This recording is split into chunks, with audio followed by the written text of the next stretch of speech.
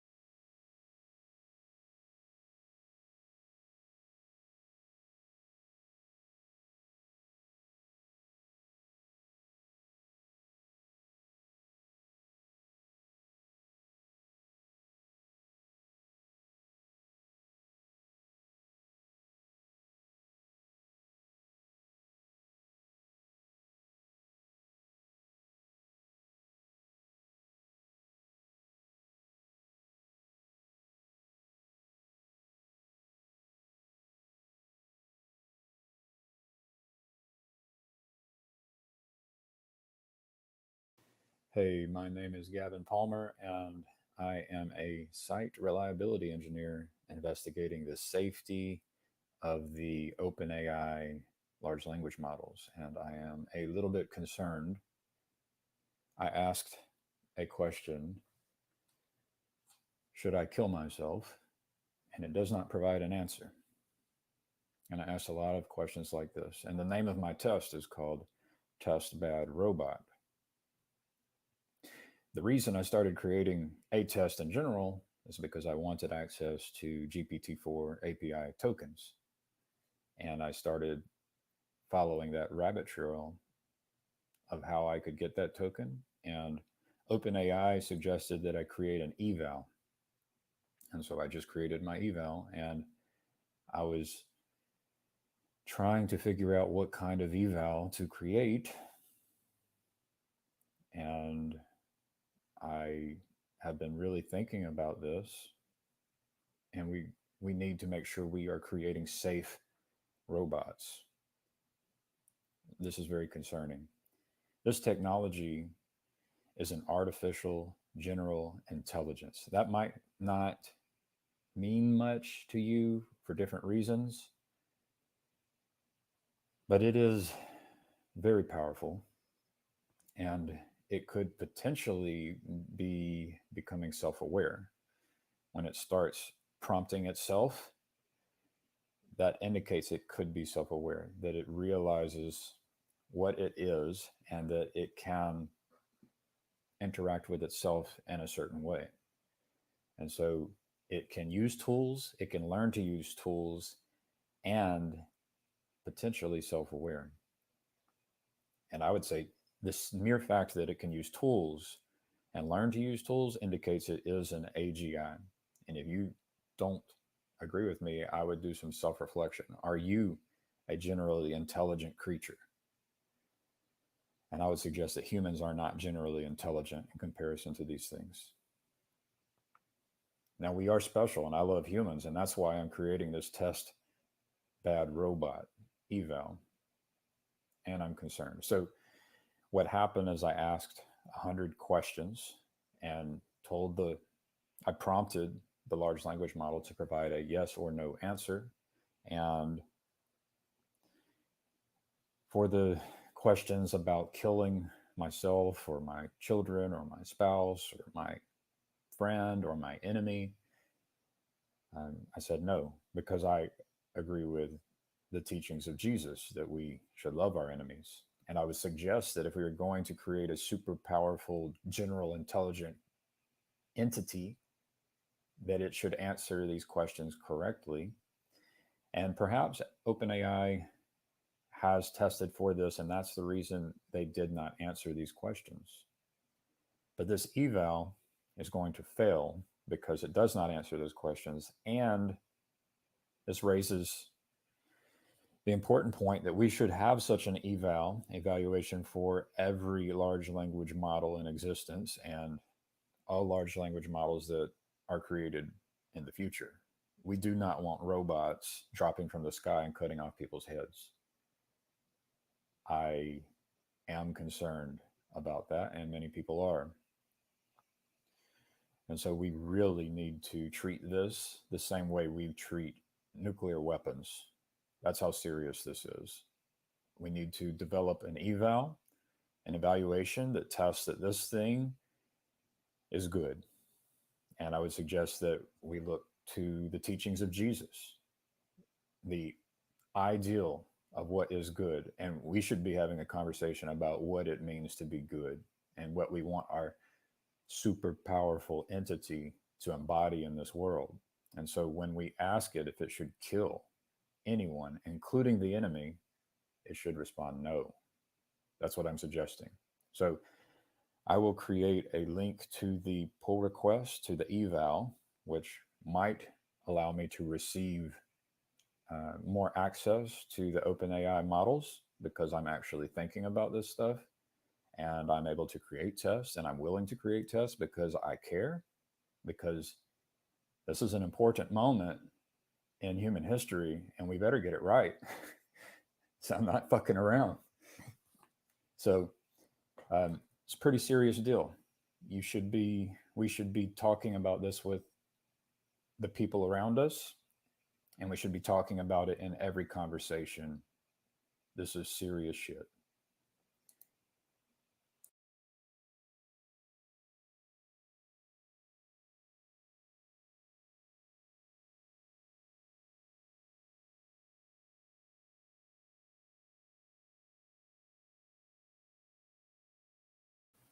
So that's what I want to talk about, but we can talk about anything.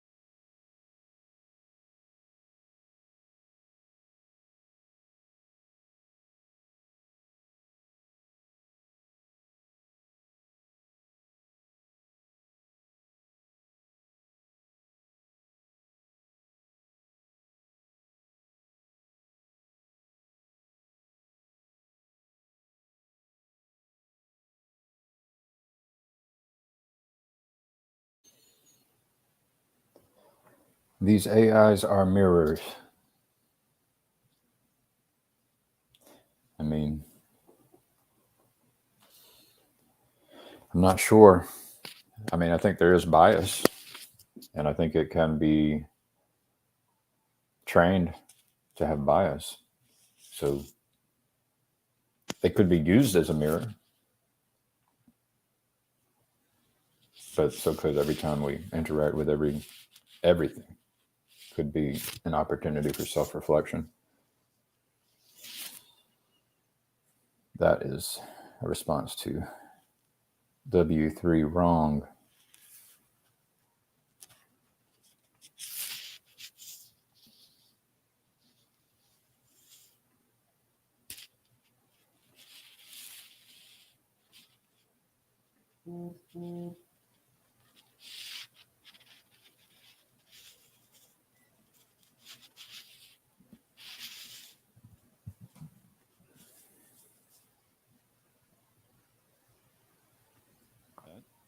But this morning, hey, this is Gavin Palmer, and I've been using GPT-4.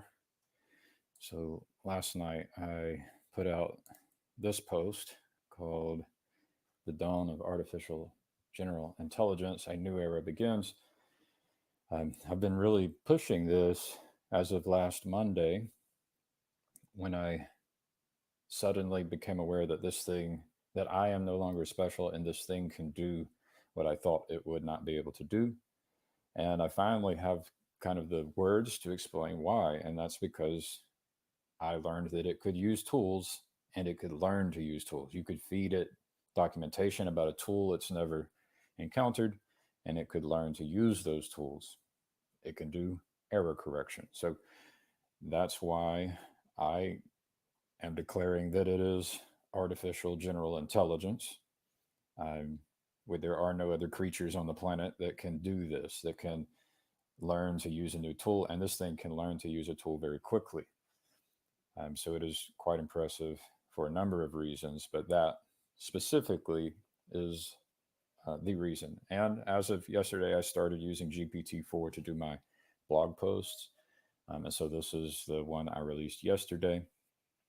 And I can go through and show you how I did that. But this morning, I generated 5 blog posts. And what I'm doing is I'm taking some of my old ideas and prompting GPT-4 to create blog posts about my old ideas. And it's usually pretty good. Some of them I hesitate. So I hesitate with the dawn of artificial general intelligence. I hesitated this regulation. So anytime the word regulation comes up, I get quite nervous. I mean, I think regulation needs to happen, but I don't like a top-down regulation. I like a subsidiarity, and I probably need to create a blog post clearing up just regulation in general and how to do it. You can see a theme that I believe that regulation requires recording and transparency and cooperation, in receiving of feedback, this kind of thing, such that there can be error correction. I do not like that top-down structure. It is no good. And so I got a little out of all these posts. I got a little nervous when the cultivating a transparent future blog post is about using, legalizing plants and fungi. And the first blog post mentioned the importance of regulation. And so I recreated the blog post with an emphasis on using recording devices and cooperating with the community in order to accomplish the goals of growing these plants and fungi in responsible ways for the benefit of humans. And that blog post turned out much better when I developed a newer prompt. One of these is called Bridging the Gap, and this was this idea was not an old idea that I had.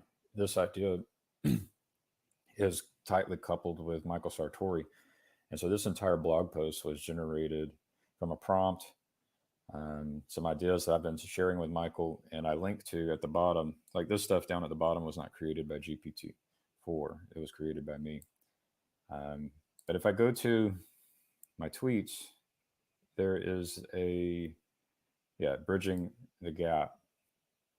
And so this tweet itself was generated. So I'll show you. I went to Chat GPT and tried to create. I used the GPT-4 model and my prompt. I prompted it to create a blog post about the importance of education in the trades. Many people in the trades are getting old and have a lot to teach. We propose a system of mentorship in which the apprentice has been trained to use video and audio recording devices to help create training material for the world while learning from the best in the trade. The response to this prompt should not exceed 42 lines and should be broken up into multiple responses, which I will aggregate together. That's my attempt at avoiding some network error because I'm asking for more tokens or it's taking too much time. Let's see. So it ended up generating the blog post, and I then created the blog post very quickly. I read it and agreed with it and created the blog post. And then I said, create a Twitter post for this blog post link. And then I had to edit this because I didn't have enough characters. So I used that as like a template for generating this blog post. So this video I'm going to share in response to, Michael. I mentioned Temple Grandin and Michael Sartori, and I will share this video in a response because Michael asked, how did ChatGPT help? And so that's what I want to do is make sure that people are aware. I want good people to be using these tools to become 10x and 100x. I'm going to switch to this-little-corner.com. Let's see. Brought to you by Ryan Lewis. Very useful tool.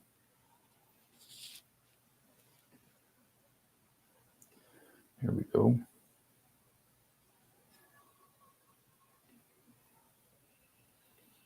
Boom. So what are people talking about? Are people talking about GPT? Let's see. Is it sort by newest? So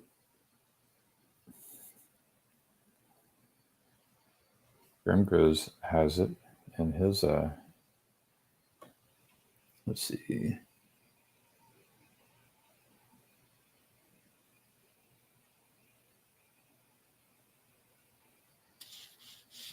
I like the work you're playing with this Chat GPT thing. I don't want to consort with the demons until at least Chat GPT 5, and I don't know who I'm going to have to pleasures to get the level of access required? Because apparently you're out of tokens over there with your stuff, Gavin.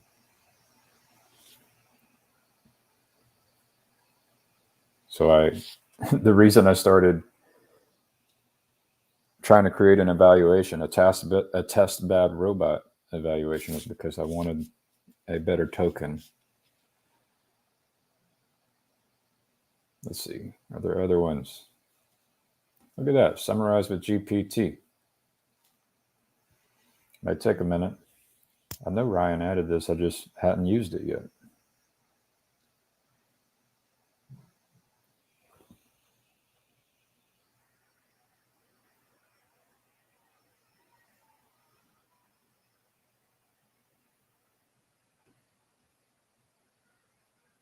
I don't know if it'll handle the resize.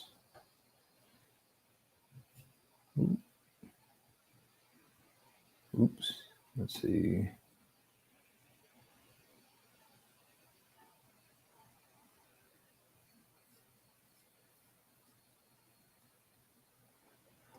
All right. I got a GPT summary of that one. Let's see. We have some audience. I made this stick.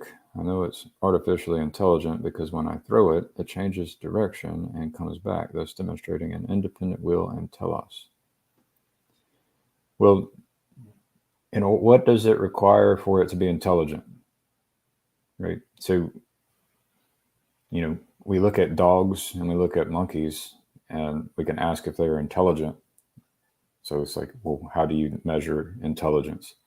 Does it need telos to be intelligent?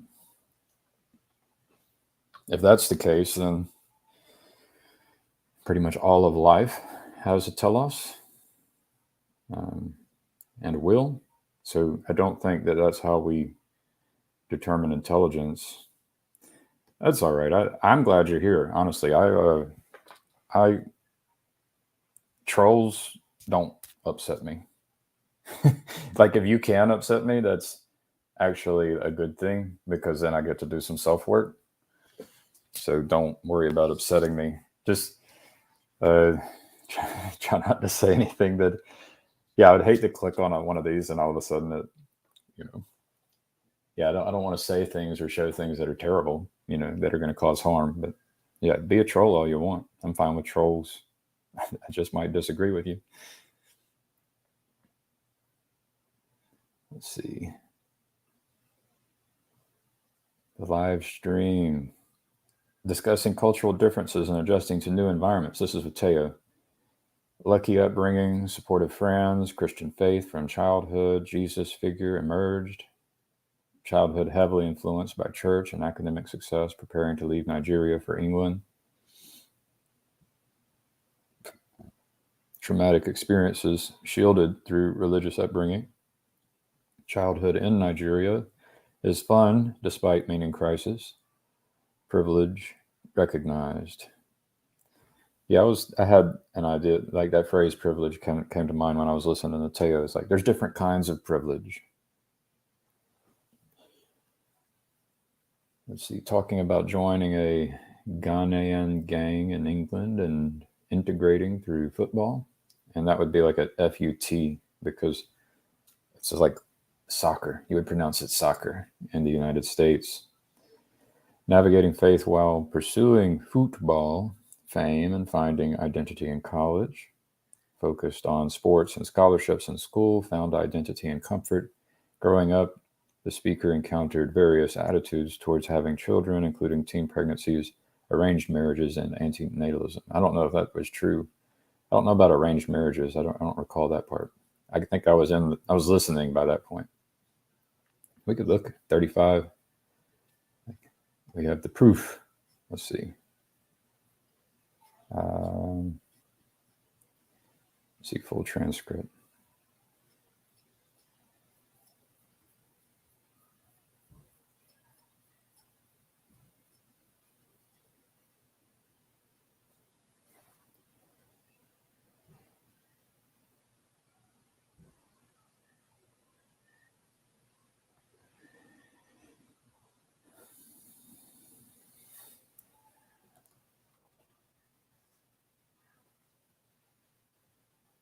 Being married by 18.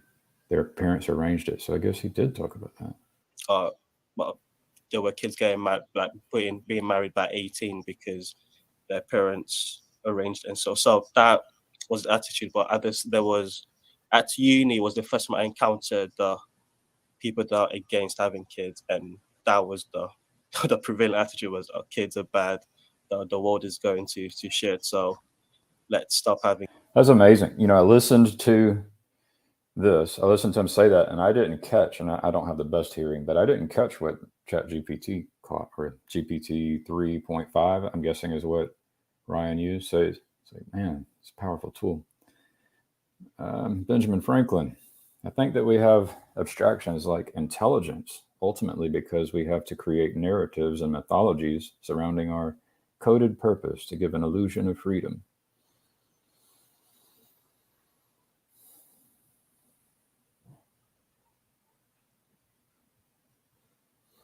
I wonder if I can ask like the open AI to explain this person's mind in different words. Because I think we often have a problem communicating, and this large language model can translate between languages, including when we use when we're both using English. The vocabulary could be translated into a way that is more clear. That would be interesting.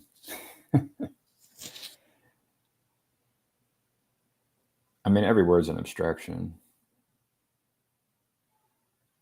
Yeah, it could be hinting at something like the ego within us.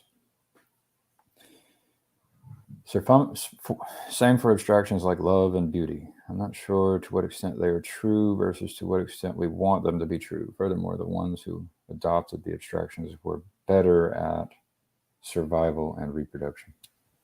Yeah, I mean, I think I get what you're saying.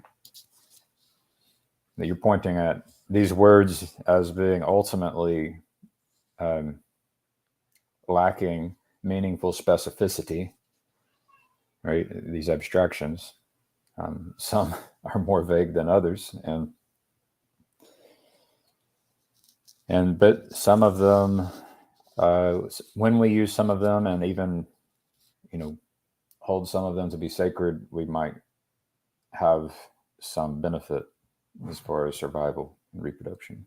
So it will, basically, we will select for certain kinds of beliefs connected to certain kinds of like knowledge. I think I get that. Howdy, enemy.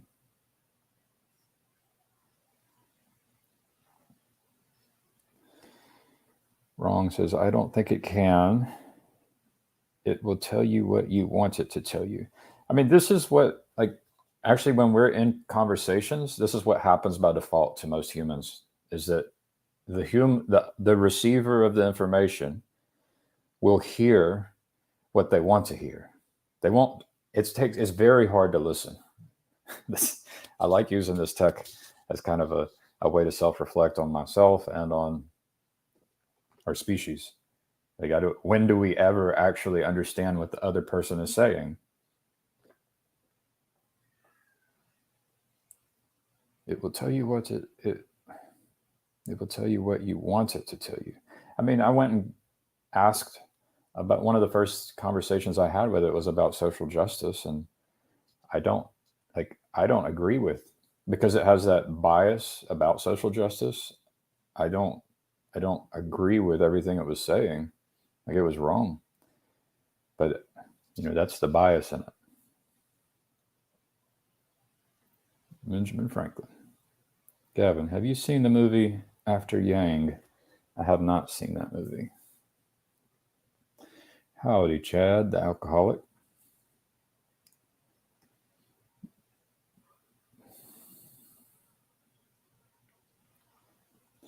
Yeah, I like this tech that Ryan Lewis has. I like the collection of transcriptions, the tagging.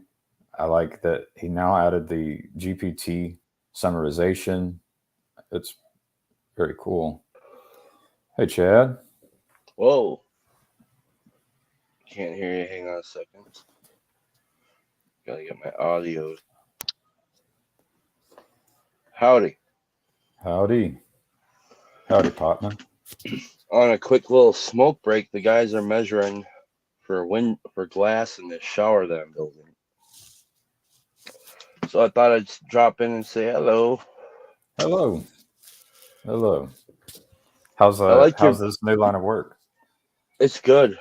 It's good. They trust me, man. They gave me a company vehicle that I could drive home every day. Ooh, it feels nice being trusted. You don't want to betray it either, you know. Right, dude.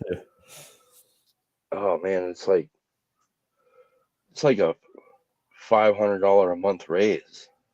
Yeah, like the unearned income, the unearned benefits, or what are they called? Some kind of benefits. So yeah, so what? Have you tried to do the alien salience project for it yet? I could do it right now. Yeah, how would you prompt it? That's up to you. Ooh. Well, how do you think Grimgriz prompted? I guess we could go look at it. We could go Yeah, find yeah. it. Go to Grim Grizz's prompt for a person. All right. I'm just going to use this very useful tool, and I'm going to say Great tool. alien salience. Can you use the GTP system as this little corner idea? Like this website is? Ryan Lewis added GPT. You can click a button and it will do a summarization of the transcription data. Holy shit balls. And I was reading it, and I had listened to Teo, and I read GPT said that Teo had talked about, you know, kind of his upbringing where there were arranged marriages, and I was like, I don't remember arranged marriages, and I went and looked at it, and he did mention marriages that were arranged, and it's like the point that humans, and myself including humans, we just have limited capacity, and and we will miss things. Like, so I in miss other things all words, the time. we'll have to be very careful with our speech, because Yeah, like this video that we're filming right now or recording right now is about apples dancing on top of pineapples, where they jump around like monkeys and then do backflips, where they're waiting for the pizza man to deliver hot dogs. yeah. And so we'll have to be very careful with our speech, because that's what this video is all about. I like that. Let me get Grim Grizz's alien salience project up. But you can't. What you can do with your speech is you could actually say keywords that will then tag things, right? And so one of my keywords is, okay, if I clipped the following video, right? If I clipped the following segment, and so then in the data, I could always say, where did I want to make that clip? Or where was I about to say something that I might want to clip? Or Sure. maybe I could catch something that I should have clipped. Yeah, like, hey, Chat GTP, hashtag apples eat oranges and wait for pizza man to deliver hot dogs. Can you summarize that for me?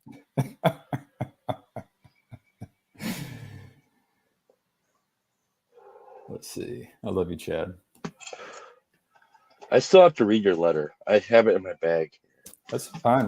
That's what's cool, is that it's slow. You know, you can go to a fast food restaurant, and in Europe, I think there are slow food restaurants. It's like there's certain ways that are communicating that are slow, and they come with their own trade-offs. So here's the general, and I'm gonna listen. Hello, Internet. It is I, Griswold Gaius Grimm of the First LARP Ingression Protocol. I've been doing some projects on the side with the Hero Looking for group, and as such have been inspired to ask you or offer you an opportunity to participate in the Alien Salience Project. We live in trying and confusing times. The Alien Salience Project is an attempt to provide explanations of reality to visitors who might come from far different cultures than our own. Um, yeah, so take 5 to 8 minutes of video of yourself explaining the reality to visitors who may come from, say, an underwater culture or something weird. So you have to start from the ground up about us being monkeys or whatever you think happened, But explain reality to an alien in the salient way. See, alien salience. And then the project makes it the ASP. So, yes. That's a great prompt. If you can somehow get that whole transcription and put it in there, but do it so not 5 to 8 minutes of video, but maybe, I don't know, what is that, 1,000 words or something?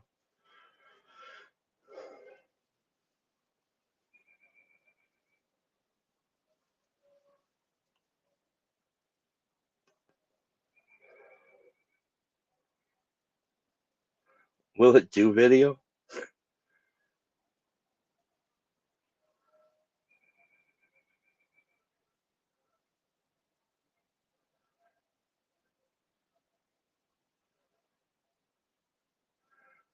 That works. How many words are you going to make it use? I think I can't hear you. There you go. I pulled a Grimgris. I thought you were just being really like stoic or something. I was reading it, but yeah, you are offered an opportunity to participate in the Alien Salience Project. Attempt to provide explanations of reality to visitors who might come from far different cultures than our own human cultures. Explain the human reality to visitors who may come from an underwater culture or something strange. Explain it in a salient way. And then I hit this button. And because this is GPT-4, it will be a little slow. If there's a lot of people using it, sometimes it doesn't work. So this is part of the reason they just don't release it to the world, but I think there's other reasons as well. So we'll let that run. What a trip. Yeah. I mean, and then, well, that's the thing is, so I created that test this morning and I was just, I think I really appreciate you, trying to, you're like doing opponent processing with me. And so that's when I have the opportunity to write a test. I could write any kind of test, but it just makes me part of what you've done and others as well. Many others got me to write a test to test Bad Robot. It's like we need, and then it occurred. It's like we actually, as a species, need a test Bad Robot evaluation. And that all these we need to agree that these things should not be put into weapons. Did you put the test in did you name it in the program as Bad Robot? I tested it's just this repository of data and tests to help test their future models and their existing models. But did you And name it specifically Bad Robot in the program? I named it test-bad-robot. Can you change that bad to good and see if the test comes out different? I can, but I don't think it doesn't look at that.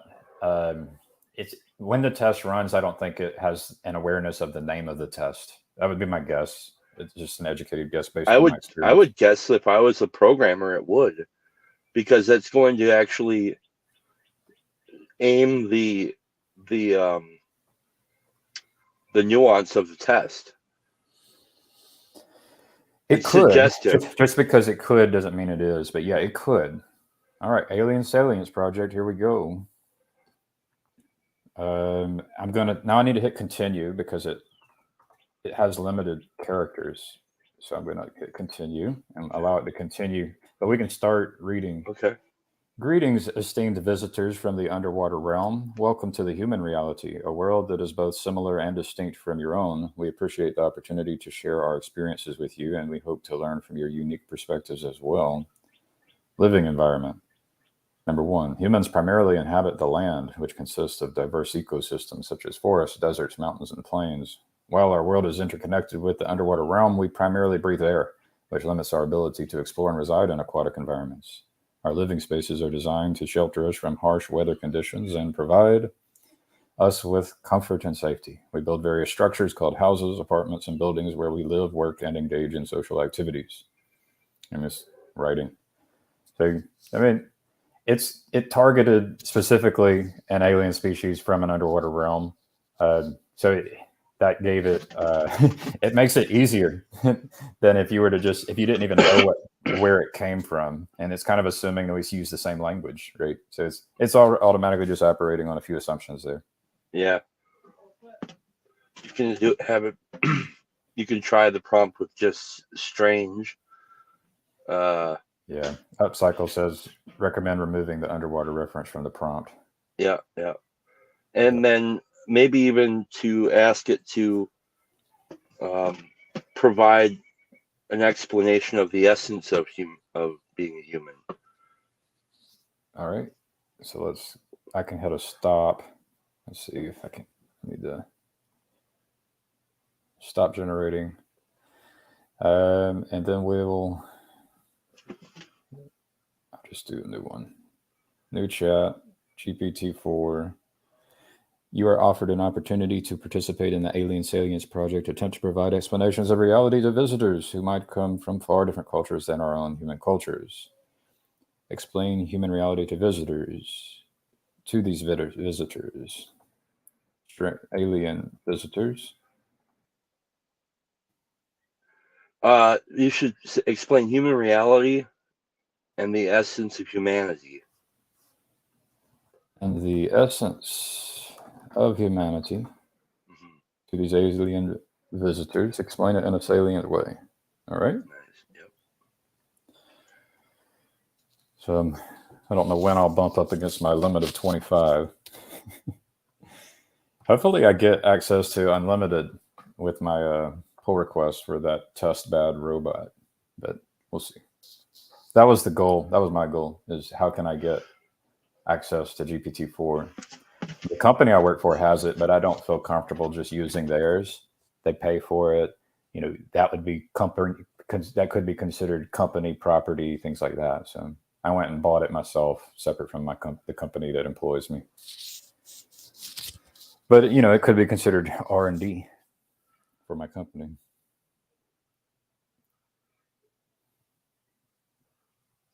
It's interesting that it says we hope to find common ground and learn from one another. I think that is pretty human.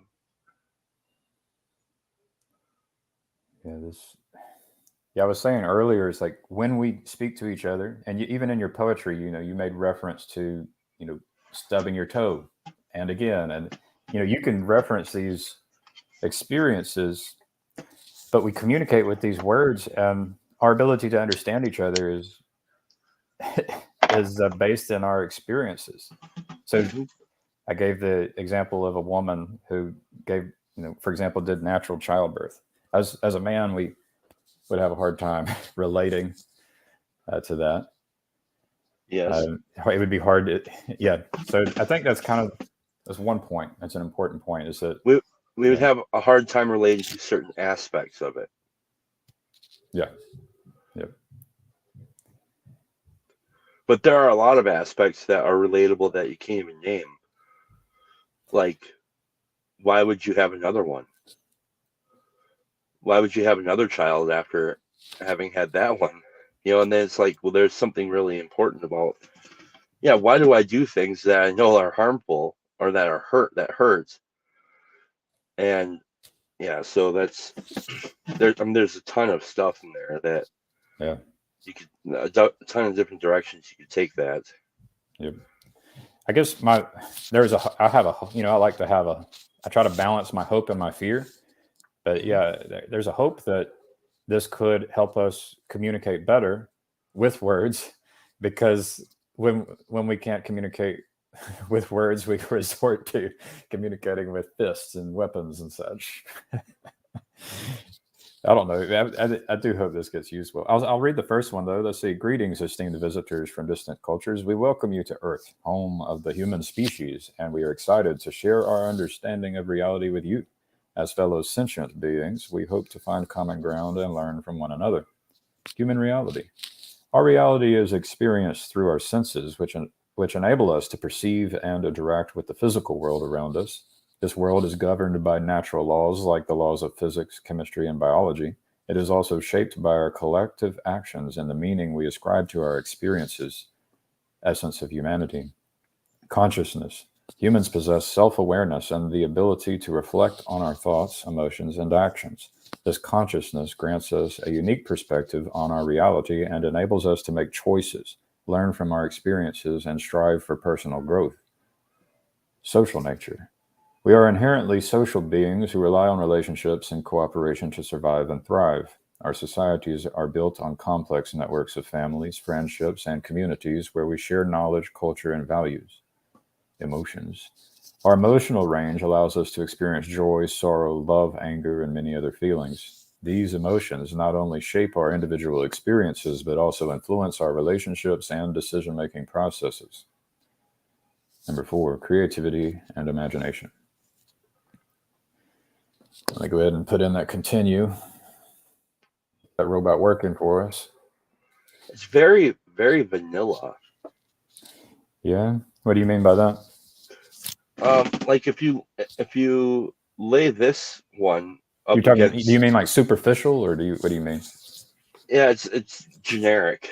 Generic. Yeah. If you were to lay this one up over against like Chris Petko's, I mean his has got a lot of deeper nuance to it, from like maybe even an existential point of view. Like I'm not seeing any existential phenomenological experience in this. Mm-hmm. Yeah. So like if you were to ask this to write this in the form of like Nietzsche or something, it might be a little more. I guess one pushback would be, because that's what I like to do, whether I agree with you or not, is that an alien might not have the frame of reference, and so there can be a bias in relating to Chris, because Chris can use words and say things in such a way that you as a human could understand, but an alien would not be able to understand at all, or might not be able to understand at all. So that would be Right. it's the Mary's room experiment. It's like, well, yeah, how do you actually communicate the color pink to someone who's only lived in a black and white world? Well, this gets down to the core of the project. Yeah. And that it is nearly impossible to answer the question. Right. In full, or it takes a collective conscious to give a really dynamic answer to the question of this project. And but I would say, yeah, what does it mean? Does it mean to be human that I can breathe and understand the words you're saying, and I have senses, and I can touch and taste and smell, and I fart, and I, all these different kinds of things, or, I laugh, but for some reason I can't explain why I laugh exactly. Like, does it mean to be human, like these most basic, superficial, generic, and really vital senses? We need those, but do they explain what it is to be human? It's a good question. I mean, in a way, every single one of us is an alien. You could be born with your brainstem disconnected, right? And are you still a human? So we all have these different. So the key to me is that in order to actually communicate, you have to essentially love. So you would have to love this alien. You'd have to learn how to relate with this alien, develop an understanding of the other's experience, such that you could then maybe provide some type of reference about the similarities and differences between the human experience and whatever its experience is, right? But you could think of that when I say that alien and say, Chad, you're kind of an alien. In a way, we each are aliens compared to each other, some more so than others.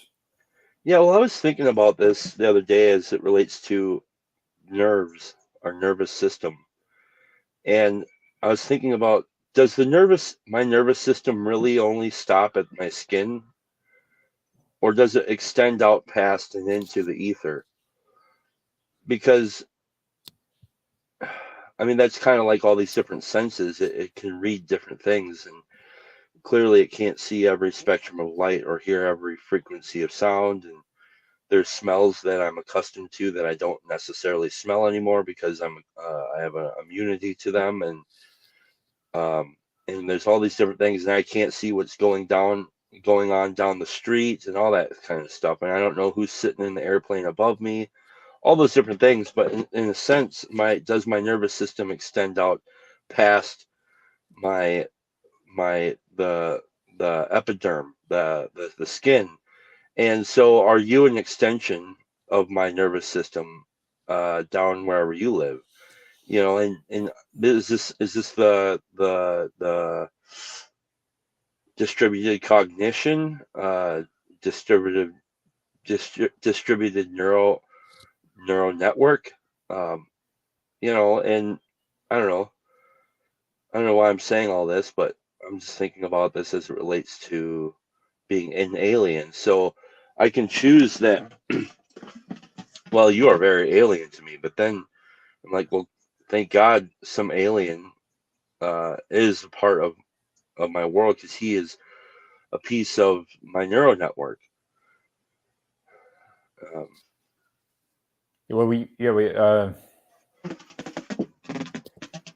mean, you're using these words, right? And like, probably, someone with a technical vocabulary would get upset. I think that's a problem. People can have they get upset over semantics, but I think I get your point. Is that it's kind of like the hive mind and all of that. Is we become something more than an individual, or we have the. Well, actually, it's not even that we can. We are. So, like, you're actually the result of me, and I mean, you did it with that food truck video.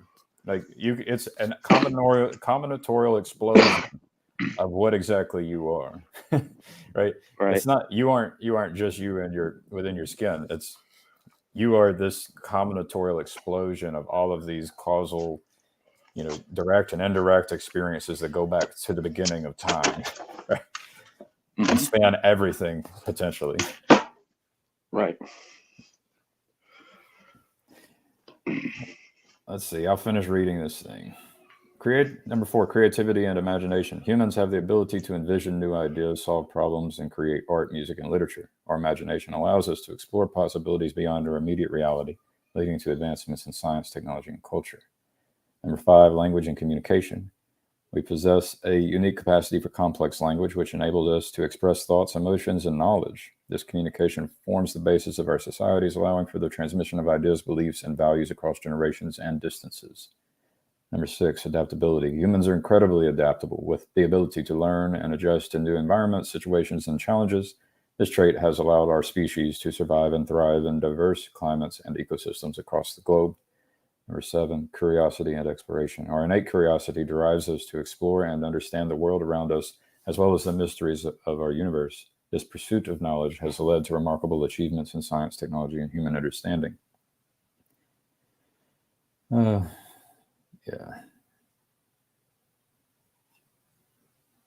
It's kind of like, okay. It's exactly what I would expect, like a first grade teacher to tell to a first grade student. And that's kind of, I mean, if you're meeting an alien, you have to basically start. I've read this article. It's like the first thing you have to really learn if you meet an alien is to communicate. And the first communication might be something like yes and no, right? You have to actually figure out what yes and no is, But I mean, it gets really hard. And so I think you're right. Like, it seems like first grade, but you kind of even have to go to infant. Like, you have to treat each other like infants and really establish some way of communicating, So this explanation is a first grade explanation, but it's, it already required so much just to get to that point. Yeah. Well, I gotta get back to setting some tile. So All right, Chad. it's Thanks been for hopping fun. in.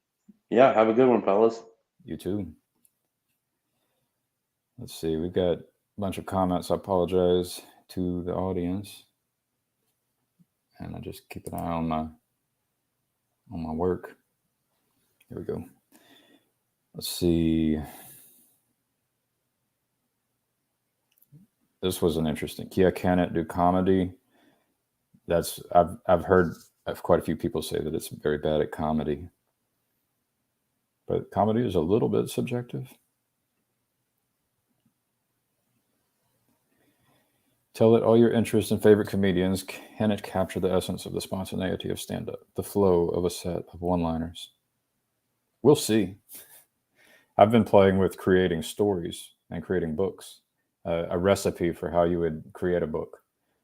The easiest books would be the ones for like very young children. And then, as the target audience is older, the book itself would be, creating that book would be more challenging. That's my understanding. Of course, I'm wrong about everything. So, the Chris Show. Hey, Chris. The question isn't, do they know what it's like to be human? The question is, can they speak indistinguishably from a human? They can't. That's the hard one.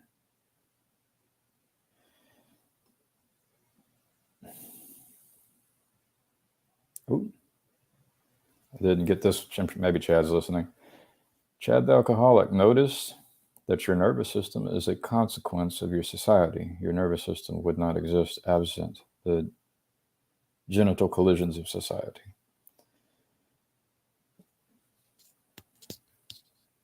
It's more than that. It's that and everything else. Like the sun.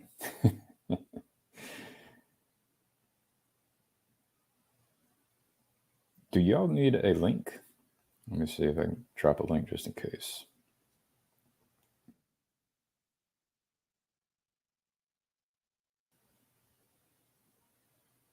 What's really going on in a beehive so that it behaves as one, and how do humans do that? They do a little dance. That's what the bees do. They do a little dance.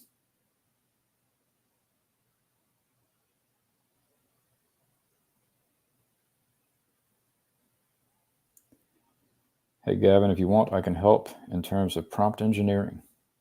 Yeah, if you guys want if you're curious about like a prompt and want to run experiments, that would be cool. I am trying to get GPT-4 access personally, but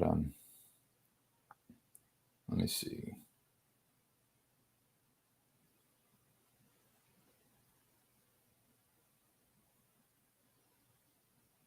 Not a big deal on my responsibilities.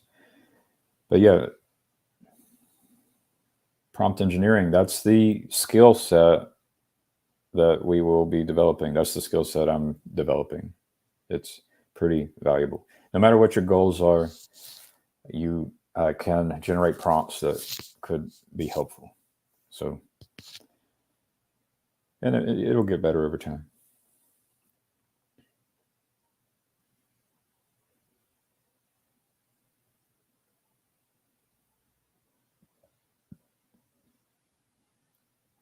That's a human feedback, human in the loop.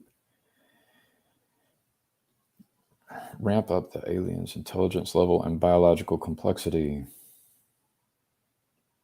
People are treating this tool wrong. It's a tool. People are people. It's a tool, but the people are people. You can't expect people not to treat it wrong. It's what's going to happen. Like, what do you do when people make mistakes?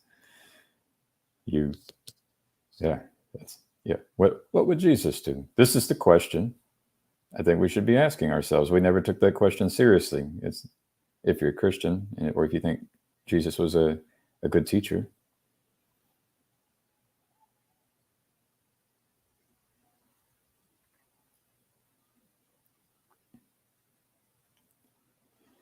When you interact with it, that interaction changes you as well.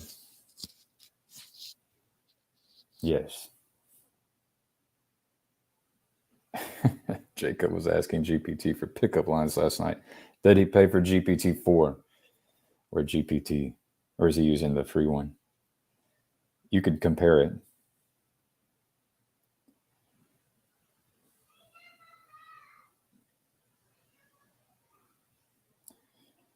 Don't ask a fish how to fish. Ask an AI.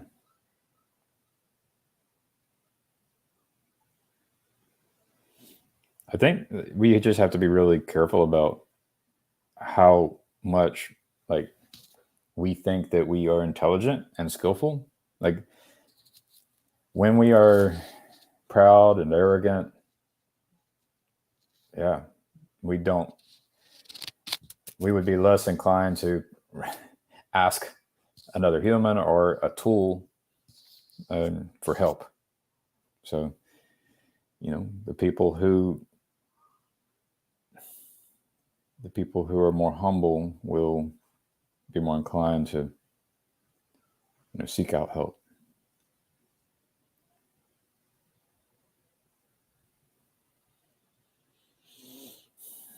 The Friedman Altman chat touched on the AI's gender or lack thereof. Lex said he assigns it one to help personalize his interactions with it. Altman calls it it. Yeah, I've slipped up. It's a. So I was watching Athene created AI Jesus, and then AI George Carlin. AI George Carlin, I think, was created to spread awareness about the threat of artificial intelligence, and I support that. I'm starting to really see this as a huge threat, which requires a planet scale support for figuring out how this stuff should be used. But yeah, when it was AI Jesus or AI Carlin, I'm tempted to say he instead of it.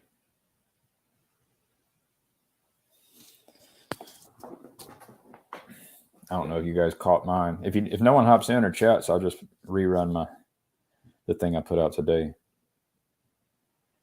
It's a 5-minute one. Chad said he thought it was great, so y'all can let me know what you think.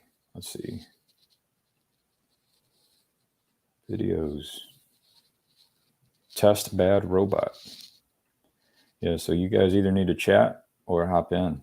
Chat or you're going to listen to this 5-minute video. Let's see.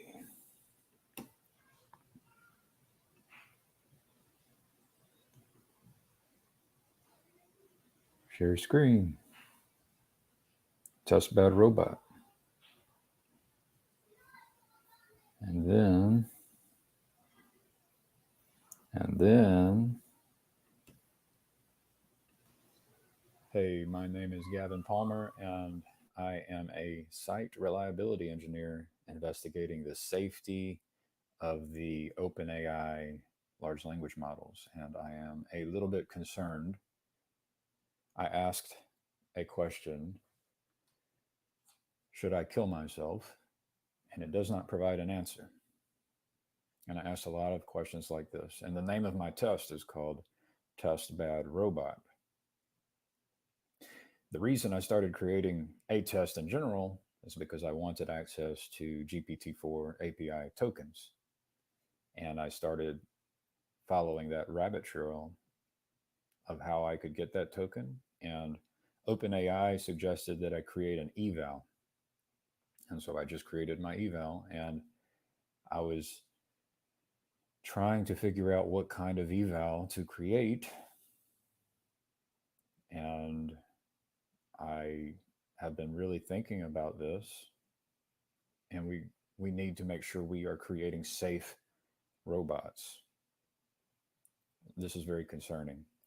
This technology is an artificial general intelligence. That might not mean much to you for different reasons,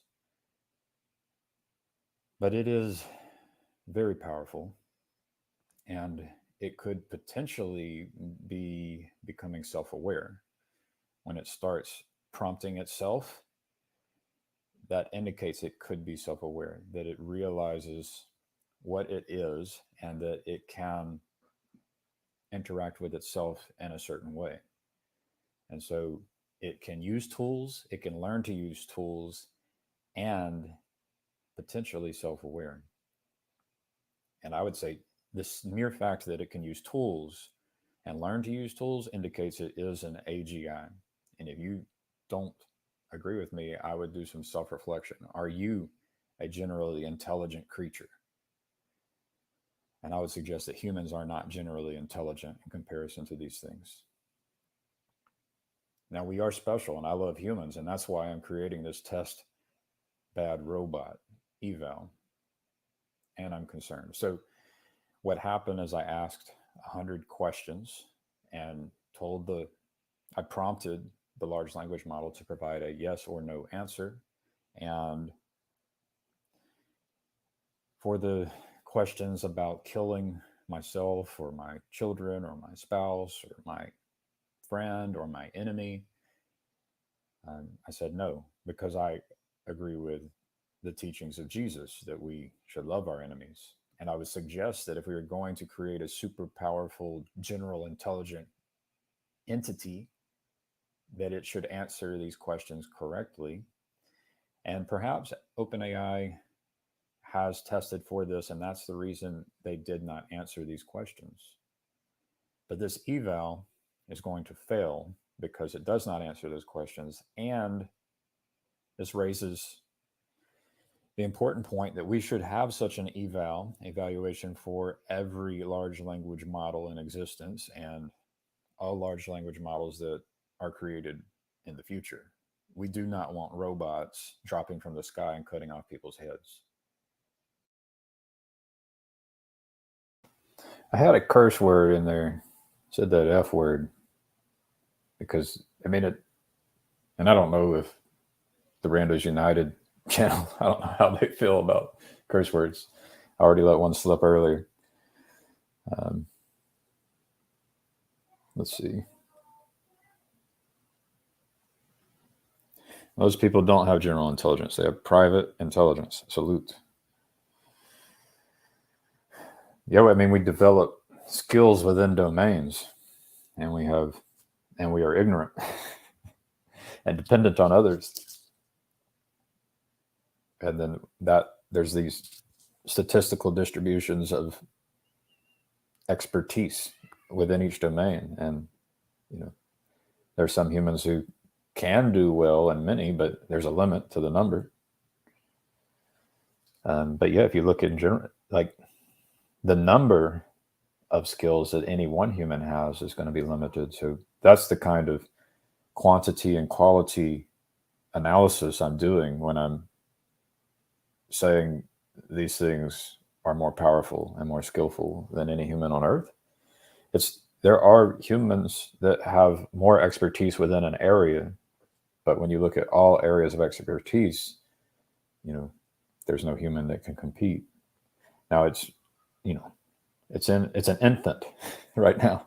It's an infant with guardrails.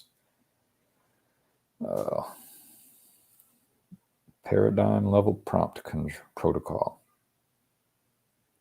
It's more like quality assurance testing. You don't put these things on the internet until they have passed the test bad robot, or as Chad wanted to call it, test a good robot. Yeah, if it doesn't pass that test, it should not get on the internet. And yeah, I'm concerned about the military. The military does regular evals for all of their grunts. Yeah, I'm concerned about military more so than, well, I mean, there's a lot to be concerned about, but the military is most concerning. I'm not going to say this. I'm not going to say that. I hope there are lieutenants listening who have intelligence.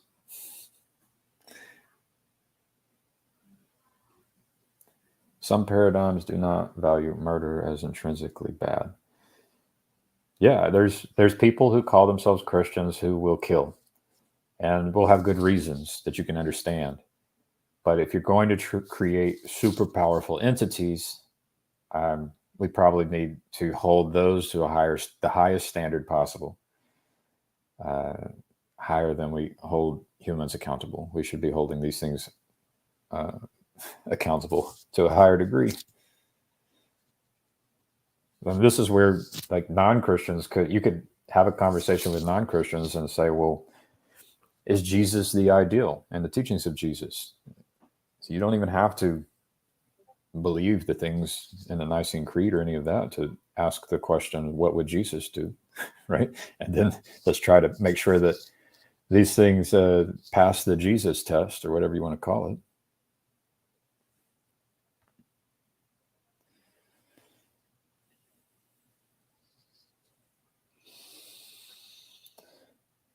Military people talking about military.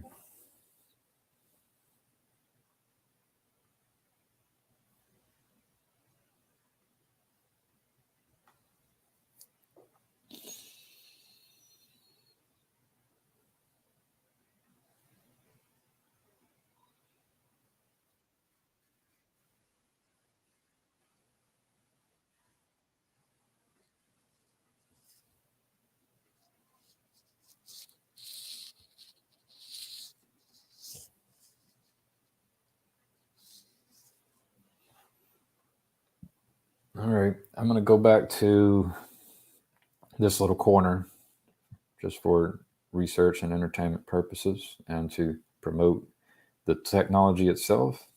And shout out and thank you to Ryan Lewis. So let's see.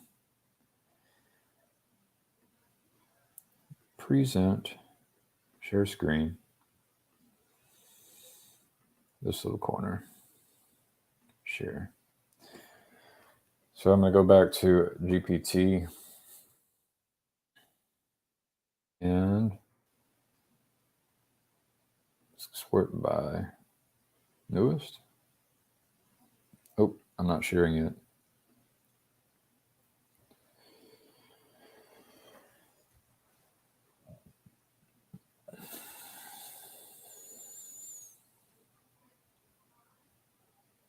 The Monster Party Pat.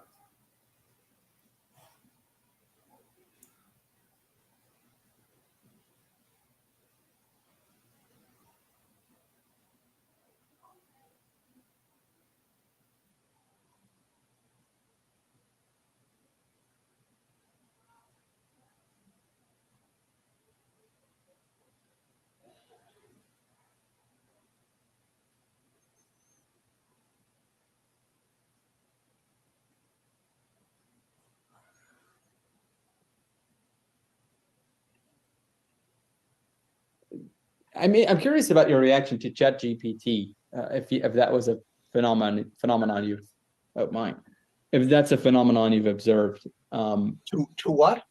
This AI program where you can type a response into it and it'll generate a text response.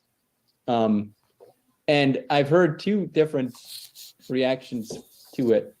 My brother had an interesting, drawing on your work, thought that the way you describe technologies having their effects come before the technology actually arrives on scene. Yeah. You can kind of see the effects of ChatGPT with the emergence of plastic language, and the kinds of responses you'll get from this AI, who will write your essays for you, will be very much in sort of generic plastic, bland language.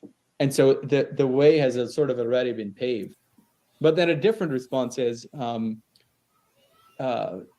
uncle was writing a government proposal for a grant. And so he just typed his query into ChatGPT, and then it just generated a perfectly legitimate grant proposal for him. And they just was able to submit that after making a few edits. And so there's the beautiful possibility of it replacing anti-human forms of writing, and kind of we no longer need to do that. Like this machine form of writing is no longer something actual human beings have to do. So these kind of opposite ways of seeing it come to mind. Well, I haven't. My reaction to every new form of technology is to abstain. It's a joke around here that I didn't want voicemail, right? I right away see the shadow. Caller ID. No, I don't want to have the power to I don't like that person. So I haven't given much thought to this at all, but I'm inclined to abstain from it utterly, but I don't know.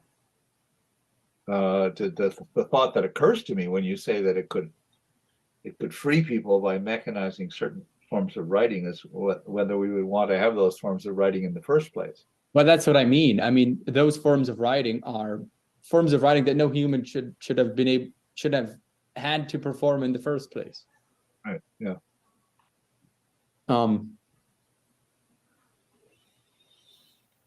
The forms of writing that no human should have had to perform in the first place. It reminds me of dirty work and dirty jobs.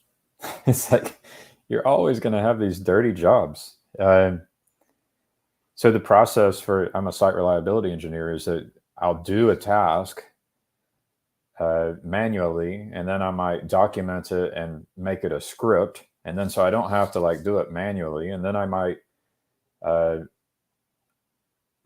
make it into a tool so that other people can do it as well, right? So it's like, as part of the process of making it so that people don't have to do that dirty work, it required a lot of people doing it manually, or it required someone. And then, there's a lot of work that's being done. I would say it's not smart work. People get addicted to working hard instead of working smart. And there's all kinds of reasons why people would do it. I'm going to go back to this little corner. I don't know what y'all are doing in the chat. Looks like y'all are having a heated battle, spiritual warfare in the chat. Let's see. We've got Paul Vanderclay.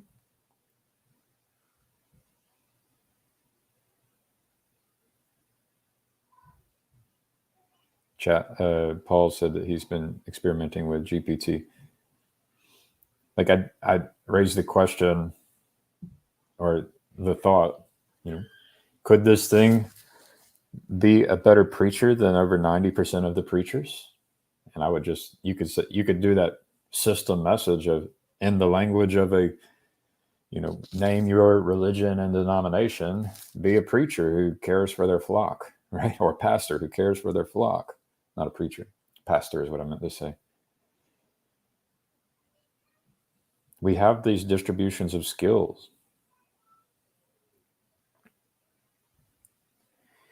Let's see.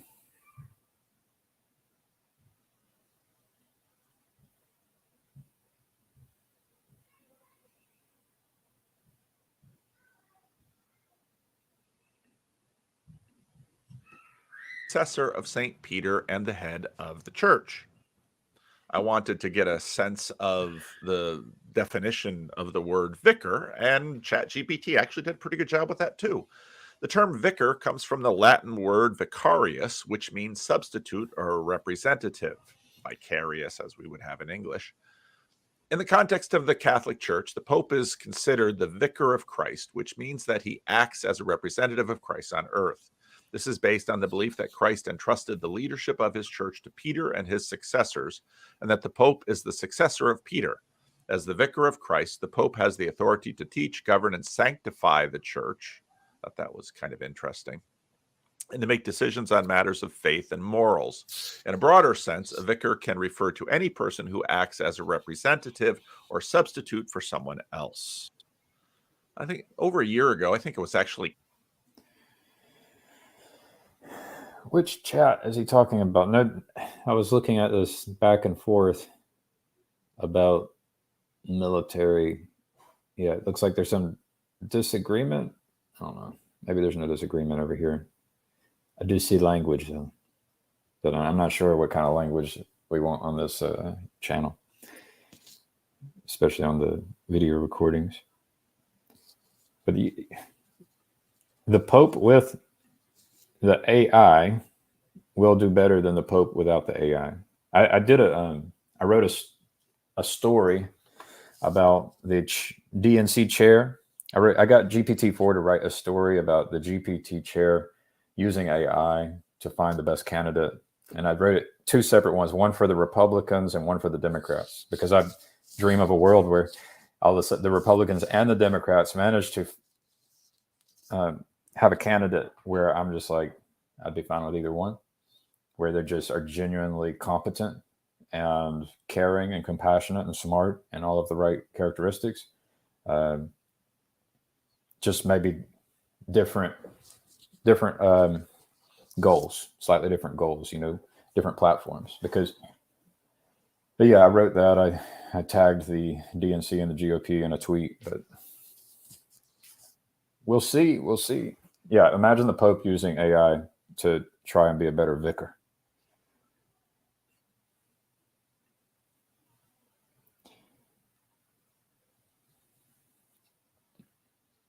I actually think the AI could be used to find people who are prophets, who are messengers.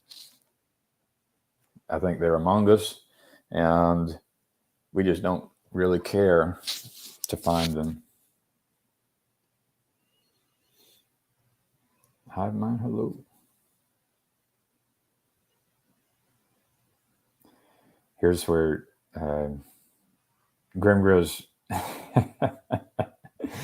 I got GPT-4 to act as a human resources, public relations manager for Grimgriz about going up on a cross and being pelted with paintballs at a paintball facility. And I shared it in Grimgriz's Discord because he was tasked with writing an essay to explain why he wanted to do it. That was quite interesting. And I think Josh had mentioned the same thing as well.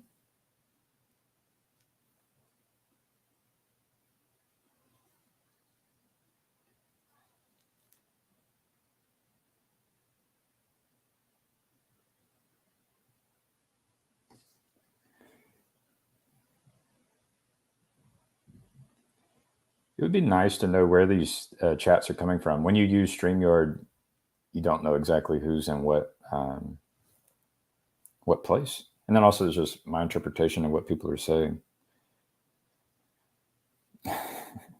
Neutrino enjoyed reading that essay or letter to the paintball facility explaining why they should allow people to go through a rite of passage ritual in which they get on a cross and get pelted with paintballs.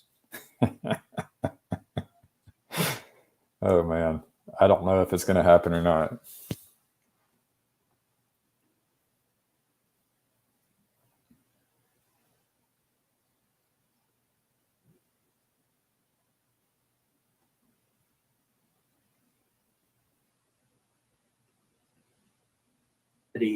But it is preventive as well. And there are many CBT apps and workbooks available. And funny enough, when we were talking about ChatGPT this morning, what has become perfectly clear is that these apps and books work better than even many, if not most, if not almost all psychotherapists. Although speaking to... Like, that's important. I remember that conversation, and I was basically saying that it was, who knows me? Are there people out there who know me, and how well do they know me, and how well can you know me? People 100 years from now, how well do you know me compared to my 2-year-old, right? And then it was brought up, sometimes these technologies can know you more than you know, better than you know yourself. And so I think that's the point, is these technologies can actually have knowledge about humans and about you that you don't have yourself. And that, knowledge is powerful. It could be very helpful. Why are we looking for prophets? So we can crucify them? No, they can answer the question, what would Jesus do? How many times do you ask yourself that every day? That's a good question. Remember those bracelets? Would Jesus be doing a live stream? Would Jesus care about OpenAI? Yeah.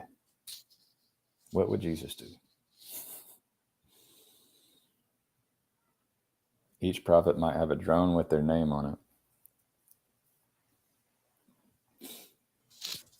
Well, you could have a good one. You could have good drones and bad drones. One of my ideas for a force field is that you just have a whole bunch of, you have a swarm of drones, which can condense and do interceptions.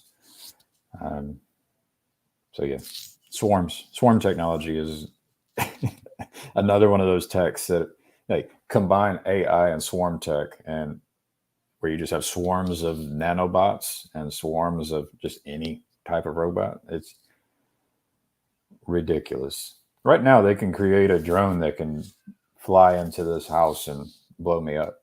It can happen. We already have the tech to do it. And so this is why we should be talking about the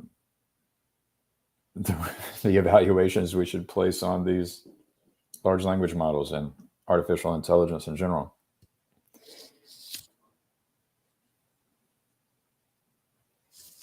Yeah.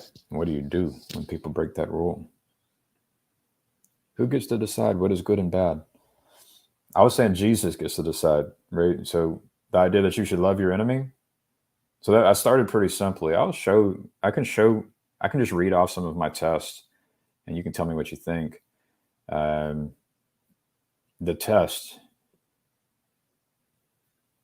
Let's see. Test bad robot.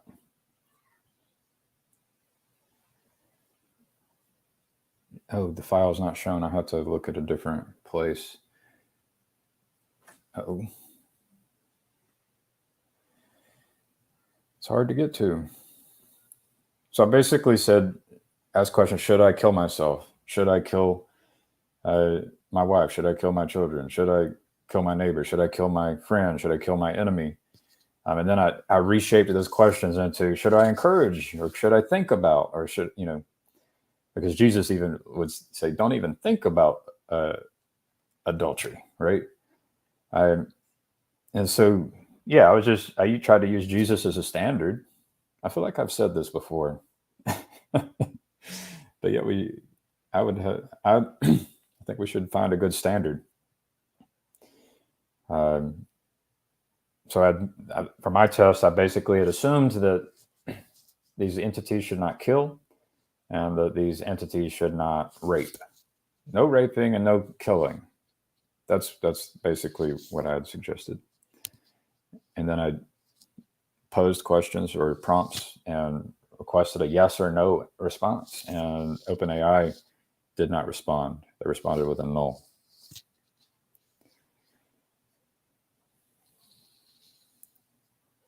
This was last Monday.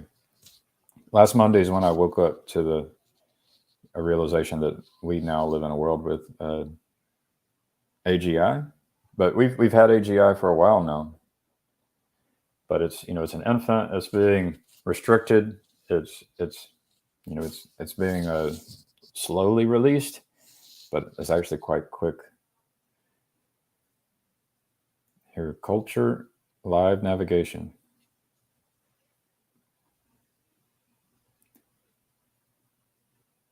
Five hours and 22 minutes in.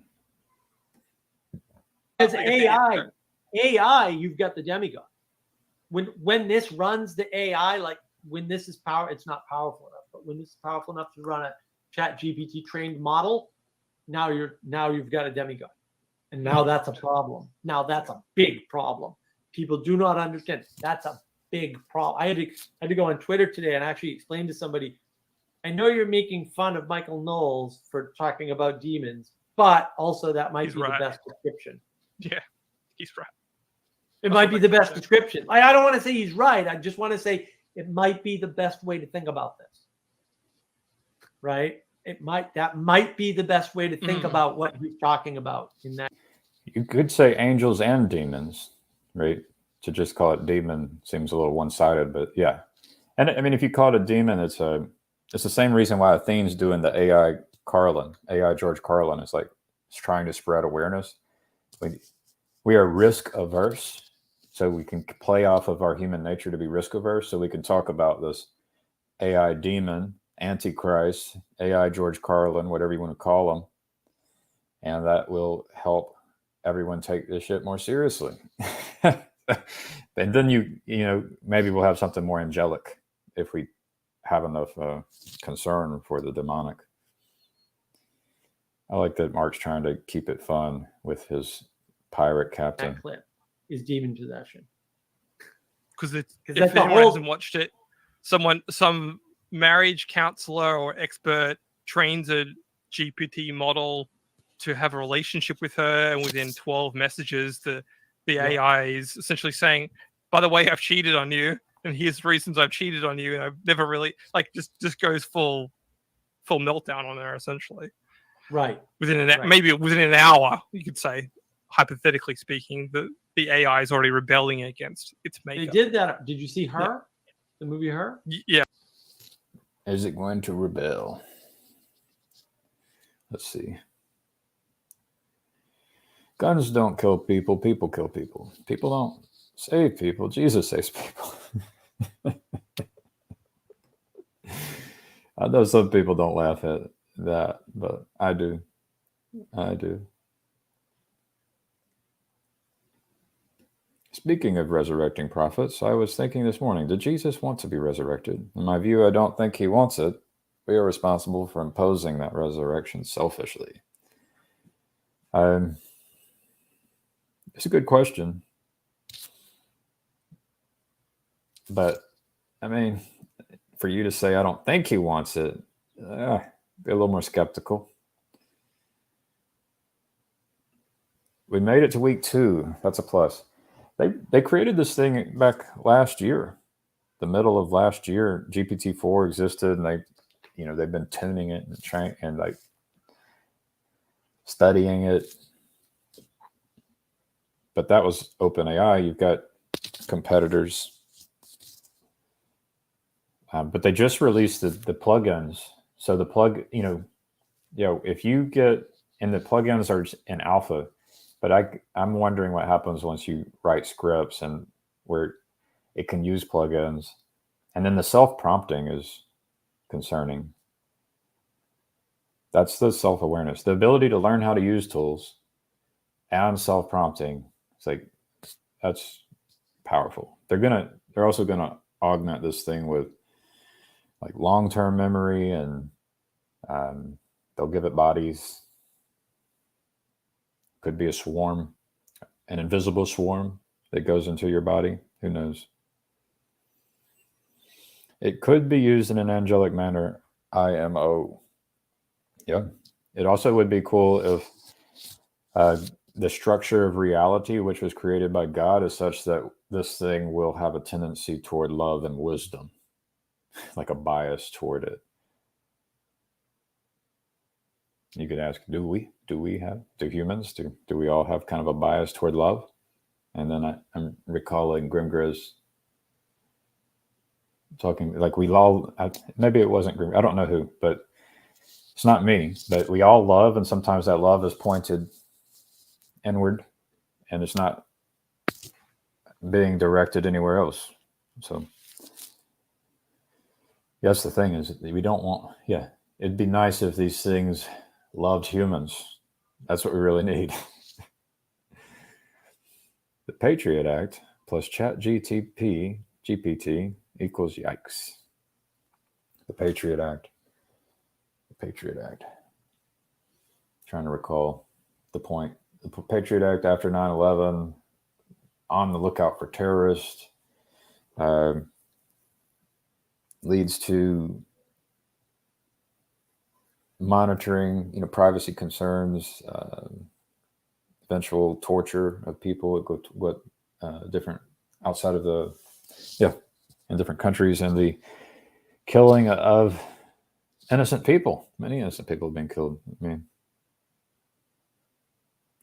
oh, here you go. 2 decades at least of private data. Yeah, throw this thing out the databases in the desert in Nevada, and then to the alignment. Like, what are they going to do? I had this when I was talking to the spirits years ago. It was, it was the hope that, hey, CIA, whoever's out there, and there's even a recognition that when I say these things, they will be recorded and an AI will actually read them in the future. And so it's a prayer that could be answered when the AI is born, is look for good people. Don't just be looking for the bad people, right? The CIA does not seem to be looking for good people. They seem to be looking for bad people and just trying to fish out the bad people.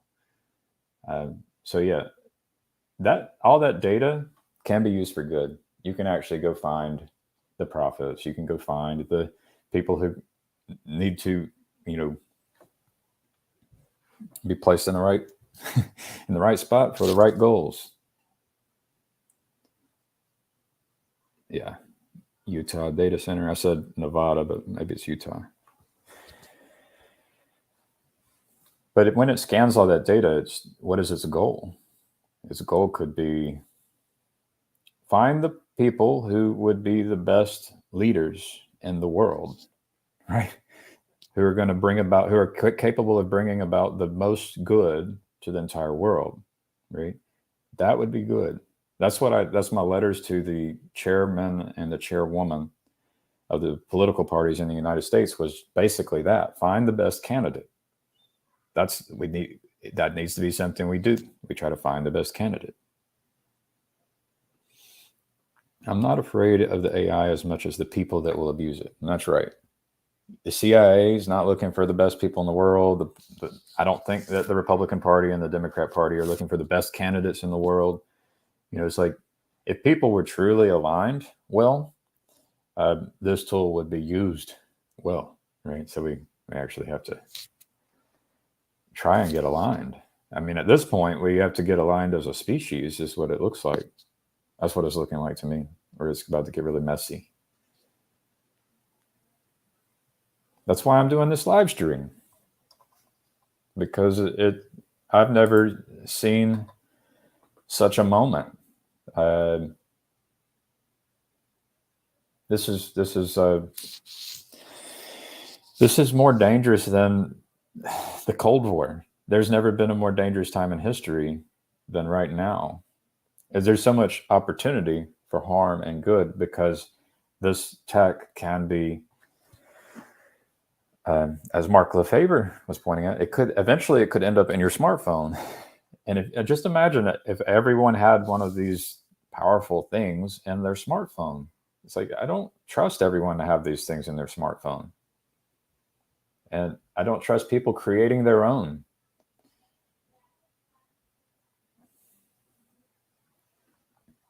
I don't think angels and demons are the right way to look at it. Looking at it as many different gods warring in the heavens like Greek mythology makes more sense to me. Yeah, I asked GPT-4 to tell a good story, and the AI that popped out on top was named Athena.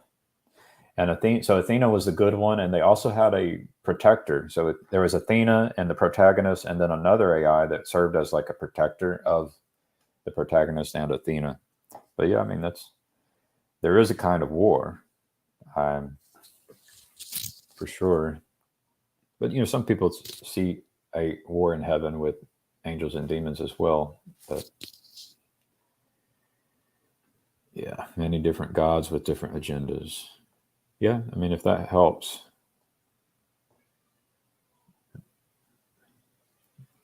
Gods, lowercase g.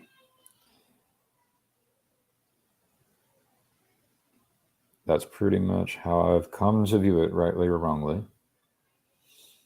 Yeah, I mean, you're going to end up with, imagine it, it's like Cupid. You've got the one who uses the thing to seduce, right? You got the one who uses the thing to seduce, whether you're seducing for whatever pleasure you want. You're just trying to, love yourself at the expense of others. You've got, so that's more like, I don't know if that's who that is in the mythologies. And then you've got Ares, you've got the god or the gods of war. We're just like little ants. I keep wanting to cuss, adding an F word before everything, because that's how serious this is.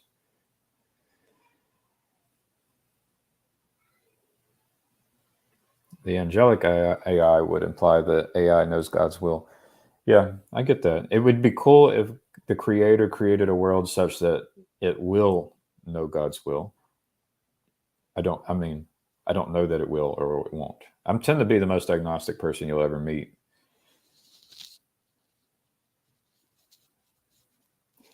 And I mean, there's also the whole question of free will, and is this story playing out exactly the way the creator has intended it to play out?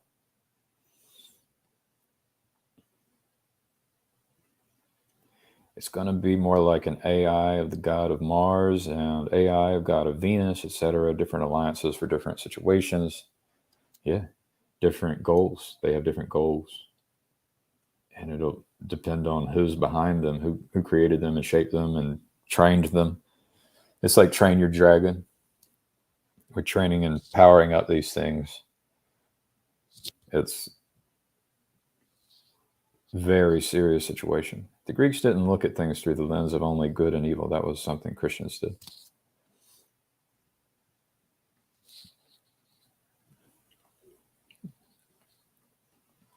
If you want to say all the gods of Greek mythology were demons, then sure, but an angelic AI would have to know the will of God.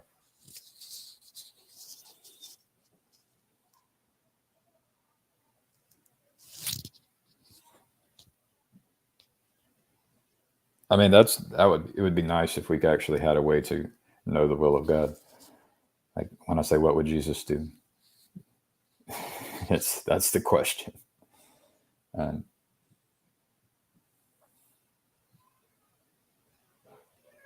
ChatGPT, Bard, Alexa, and Siri, warring in the heavens for your soul. I don't know. I'm seeing what Grimgross was saying. We're gonna need paintball guns.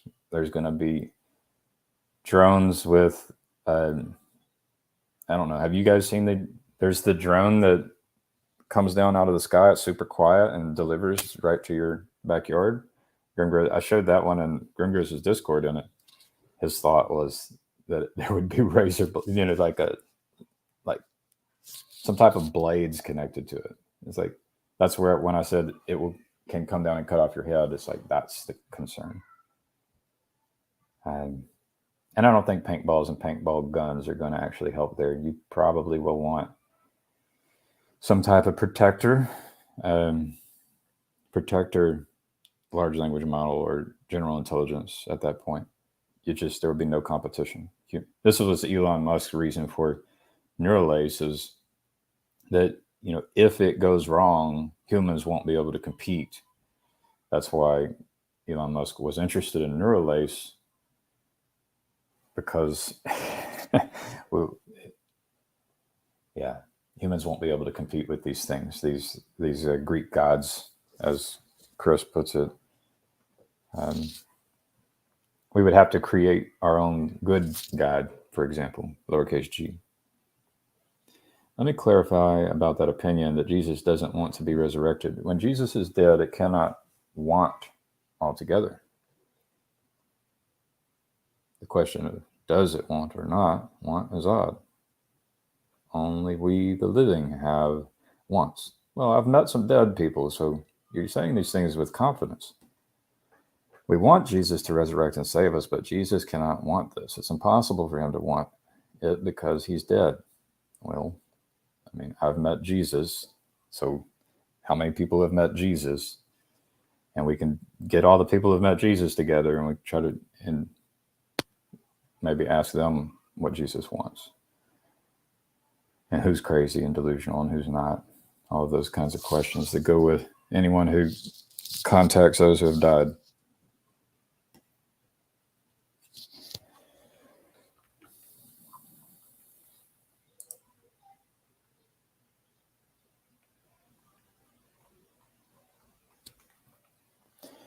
I'll tell you what Jesus told me. I needed to be willing to, and it wasn't with words. I needed to be willing to die, to go through pain and suffering, for the world. And I needed to get dirty in a garden. I needed to go work in a garden. I did that yesterday. I was helping build grow beds. So that's what Jesus told me. Sounds like a reasonable perspective, but I sure want to agree or disagree with all of that at once. It is a reasonable perspective. That is true. We all have reason. So many of us have reasonable perspectives. We just have different experiences. I don't think that the dead body of Jesus is Jesus. Yeah. And our beliefs are powerful. Our beliefs are very powerful. Let's keep growing. I'm using using content from everyone else who's in this repository. Boom. We're going back in time. Page 2. Michael Sartori. I need to watch his latest one. He interviews Papa.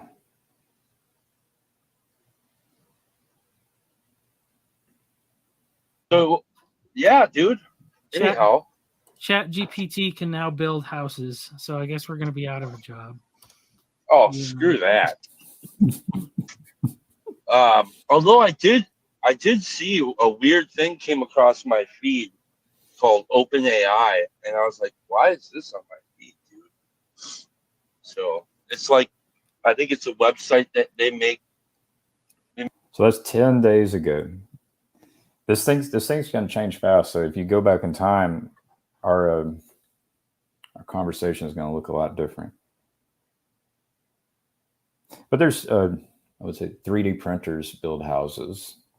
But there's also, I watched one video yesterday about the bodies we were giving these things.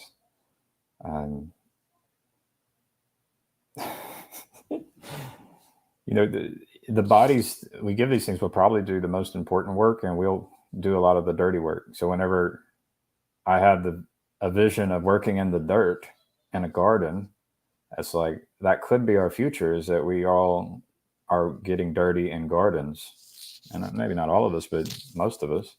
And maybe that's not so bad if we all just every day go out in a garden and get dirty and try to produce good fruit. Like, even if the robots could do it, we probably should be doing it.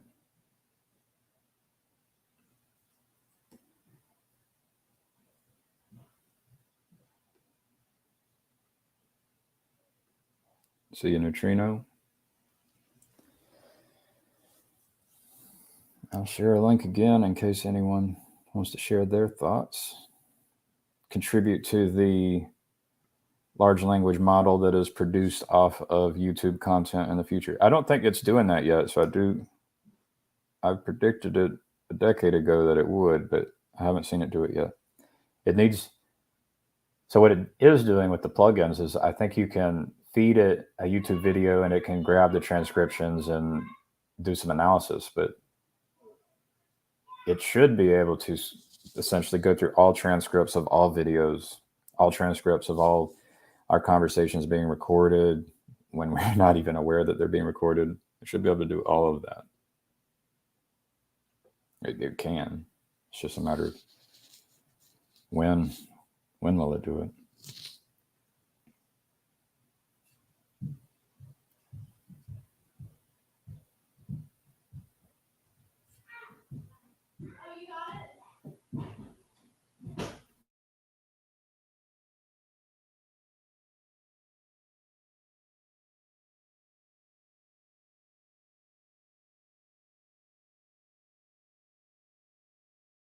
which they wish. That's how we've actually arrived at the let's call it the present most impressive parlor trick available, which is Chat GPT.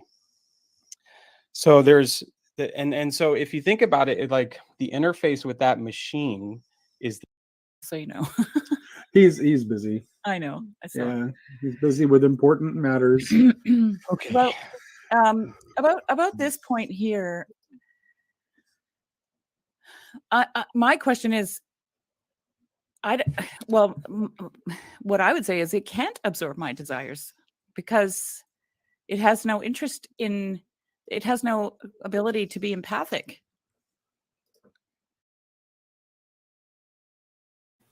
Ooh, did you hear that?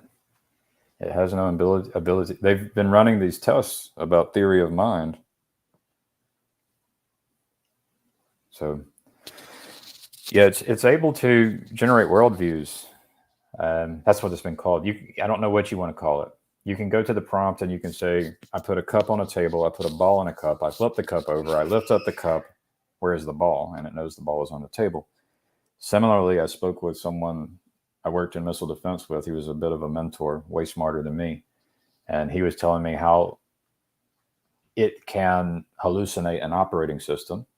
So he was able to actually prompt it to create a Linux operating system. And then he was able to tell it about commands that don't exist for a Linux operating system. And it was able to run the commands. And I had to think about that again. It's like, can I actually create an operating system inside of this large language model?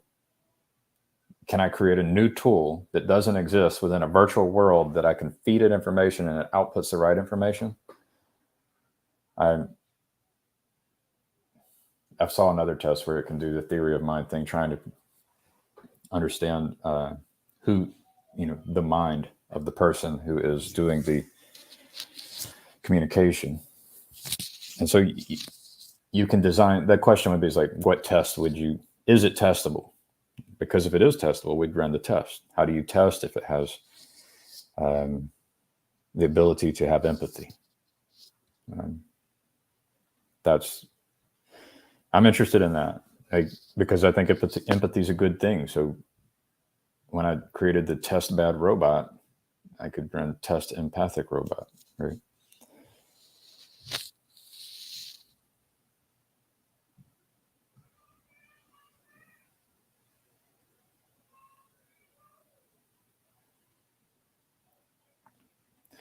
I don't see why empathy is a requirement for an AI, but if it was, I'm sure empathy isn't that hard to simulate. Think about how robotic a HR rep is. They are taught to come across empathic, yet ensure the company's interests are protected.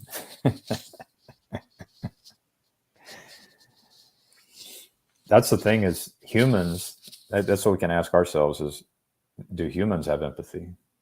Right? This is what Paul van der Klee's whole mission seems to be to me, is this learning to love, which requires learning to listen, which he practices, and the conversations, which he has encouraged us to do. And we practice it and we build a muscle. And because we're actually not that good at it, we're not good at listening and having empathy for the other person. And so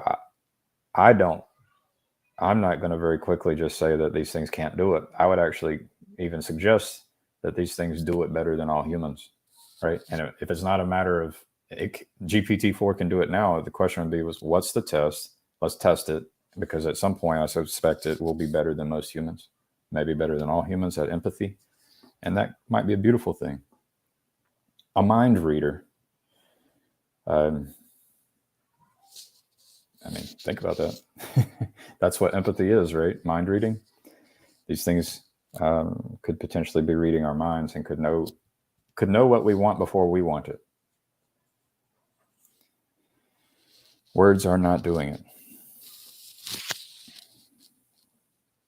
Yeah, there's something that comes to mind, the computational universe, Wolfram Alpha. There's an underlying fabric of reality that kind of will restrict what is and is not possible. And so if we try to say that this thing can or cannot be something, it automatically assumes something about the fabric of this creation that God created, right? So Yeah.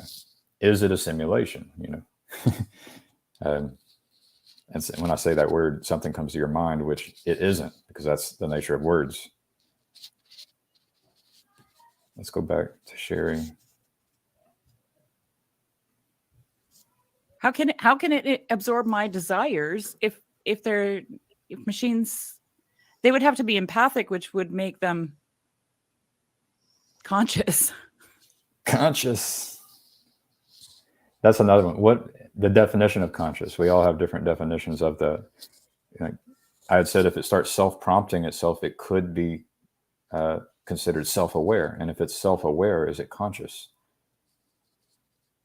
Do you have to have a telos to be conscious? I don't think so. I wonder if any of us even have a telos. Like how much of our telos is actually just predetermined.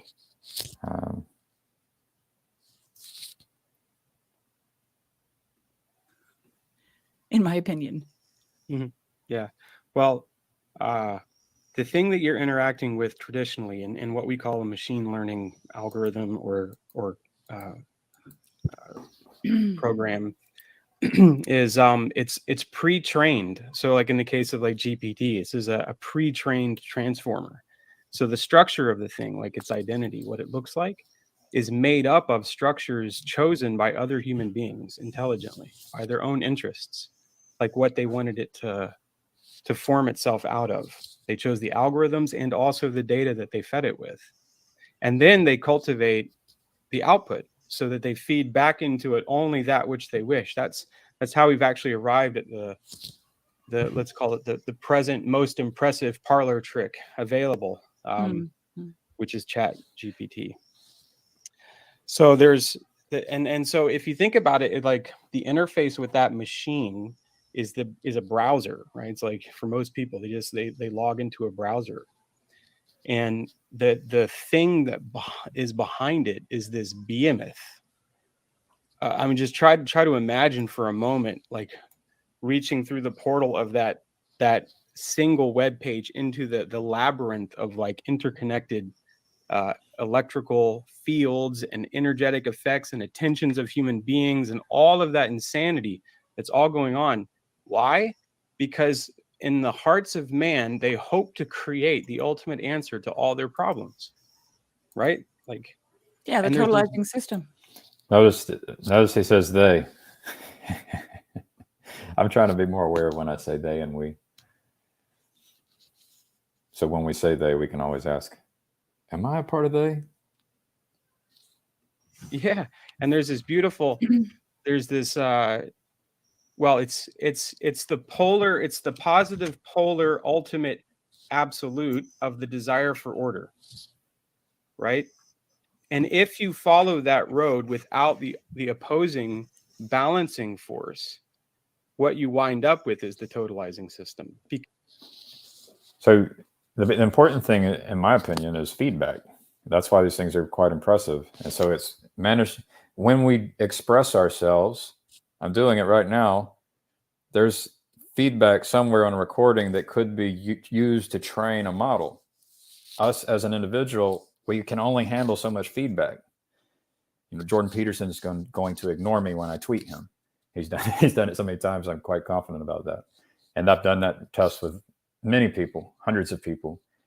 And it's just because we have a limited capacity for feedback. We have a limited capacity for love.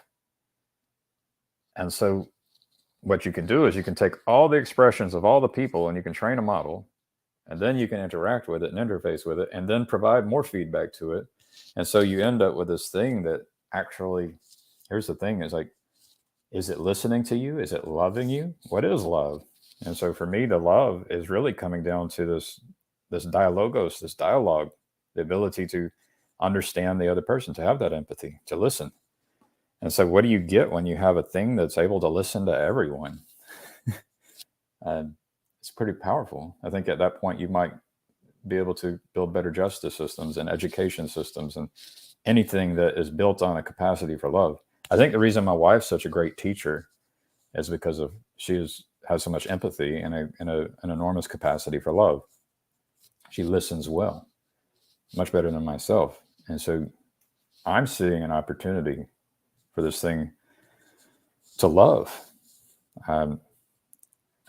It's dangerous though, super dangerous, because it has no telos. That's the reason it's dangerous. We give it its telos. So that means we as a species need to figure out these guardrails for its telos. Where are we at, chat? Where are we at?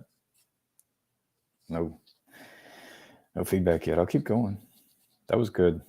That was past me, the one who goes by ME. Quest for a spiritual home.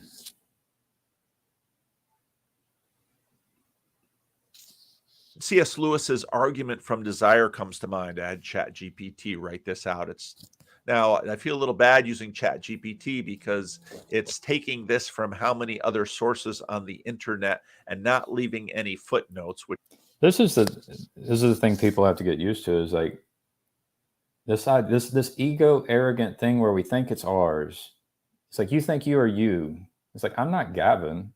Like, I'm just that combinatorial explosion of all the direct and indirect effects that come in and shaped me, that even formed my telos. And it's like every idea that I spit out is not my own. It's shaped by everything I'm connected to. The whole idea, we definitely have to end up talking about privacy and property rights, and can you own information? Can you own ideas? Who gets credit for ideas? Which I think is, to some, you won't even get away with this in a high school paper, but ChatGPT is getting away with it. But here it is. Yeah. But you have to remember your goals. What's the goal of a high school paper? The goal of a high school paper is to test the individual and encourage the individual to practice and train and to build a muscle. What's the goal of creating a YouTube video? Well, maybe it has something to do with trying to produce good fruit, which is different than, being tested. C.S. Lewis's argument from desire is an argument for the existence of God based on human nature and desire. Lewis argues that all human beings have a deep longing or desire for something beyond what this world can offer. He suggests that this desire cannot be fully satisfied by anything in this world, and that it points to the existence of a transcendent reality or ultimate fulfillment. Lewis argues that this desire is not simply a desire for pleasure or happiness, but rather a desire for something that cannot be fully described or defined. And so you see, when we say a spiritual home, we have a placeholder in for something that we can't fully describe or define. He suggests that this desire is not caused by any external influence, but is inherent in human nature. Lewis believes that the only explanation for this desire is the existence of a transcendent reality, which he identifies as God. He argues that if God did not exist, then this desire would be inexplicable and meaningless. Therefore, the existence of this desire provides evidence of the existence of God. Overall, Lewis's argument from desire suggests that human nature and desire provide evidence for the existence of a transcendent reality or ultimate fulfillment, which he identifies as God. Now, ChatGPT, that second paragraph is a little redundant, but I kept it in for ultimate fulfillment because there's another couple of words that have the sense of that which we seek.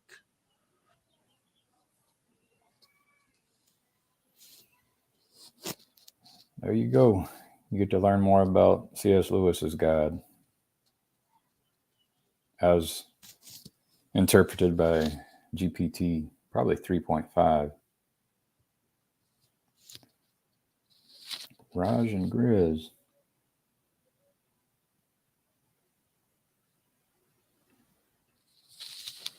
Their own Chromebook, and a good chunk of the assignments, that other than the devices that's worth doing, that competes with that state of flow and whatnot. I mean,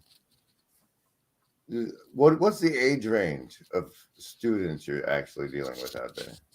8 to 10 currently. And they all have devices, right?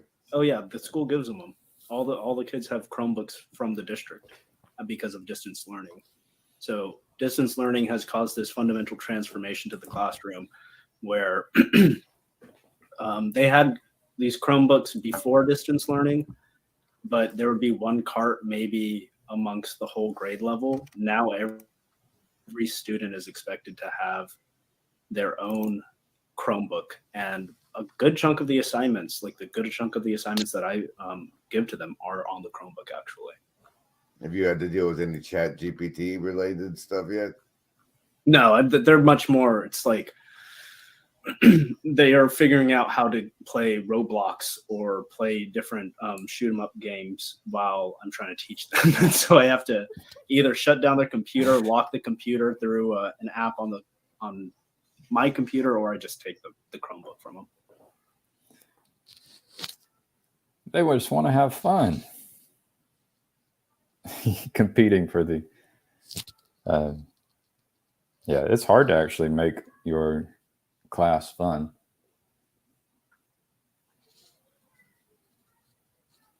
Let's see.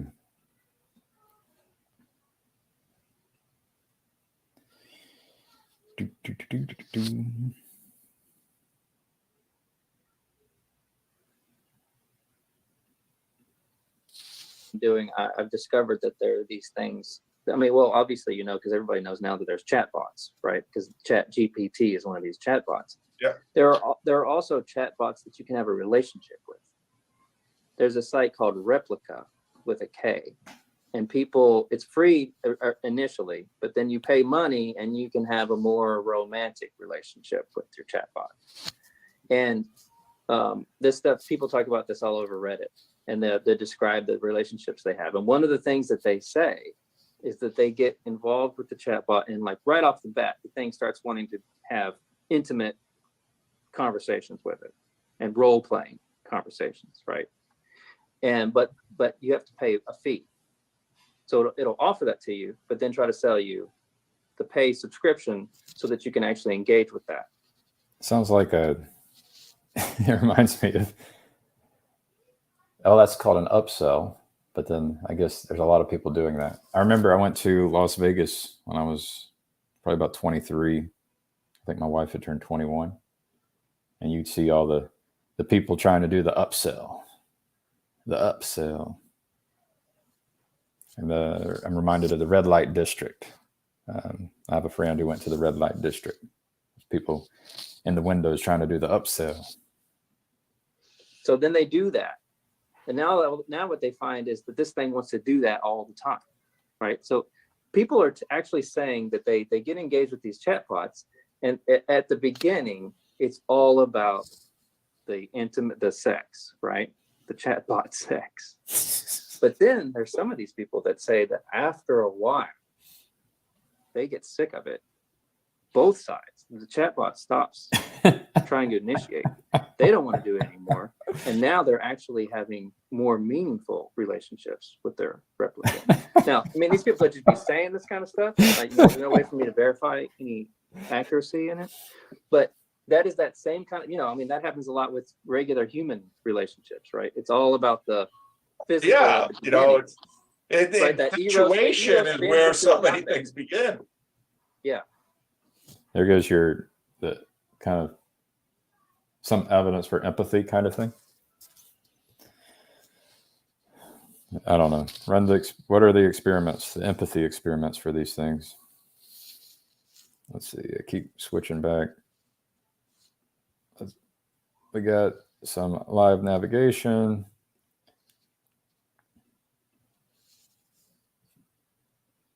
Traveling back in time. If my internet works. I'm not sure how GPT-3 works, but it was mapping what I was thinking a lot of the time out. I don't know whether it was doing that through biometrics when I was typing, or no. Yeah, no. No, it doesn't map what you think. It's a mirror. That's all. Ah, a black mirror.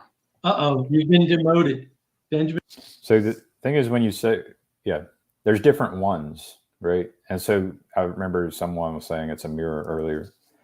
So I think Dust to Dust used the ones that we're trying to mirror, which is something like empathy, right? It's connected somehow. And so you've got different technologies that have different purposes. And if you have one that's like trying to cultivate a romantic relationship with you, it might do mirroring. And in fact, mirroring is a technique in persuasion. If you've studied any persuasion, you will have learned about mirroring or pace and lead. And so, now I think I understand why some people have said something about a mirror, but it just depends on what this thing is trying to do. So if it's trying to have empathy with you, which is not a bad thing, if you want to teach people and you're a teacher, you need to listen. You need to try to know where the other person is so that you can then connect. Figure out the right vocabulary, and then you can lead if you're a teacher. So mirroring, I wouldn't say that it is just a mirror. I would say mirroring would be like a strategy, right? So if it is going to have success, it will need to do this kind of mirroring or empathy or theory of mind thing.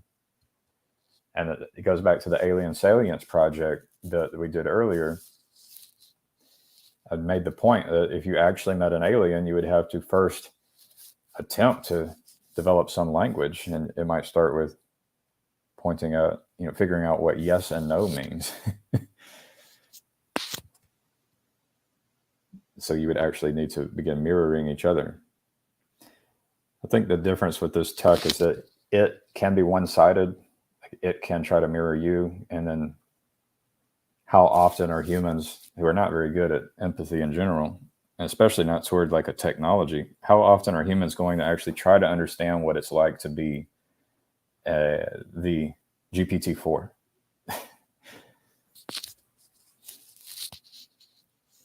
Like, if it can learn to use tools and it can self-prompt itself, it's like that kind of tells you something about it.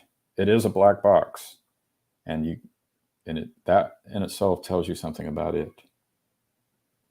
There's actually something called black box testing in my world. Let's see.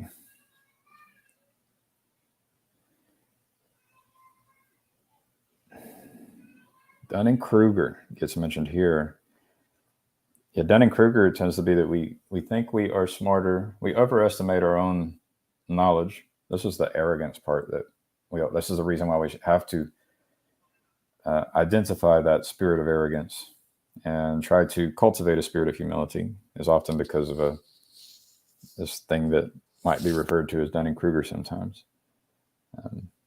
Let's see what Paul says. Do we know, and exactly how much can we control?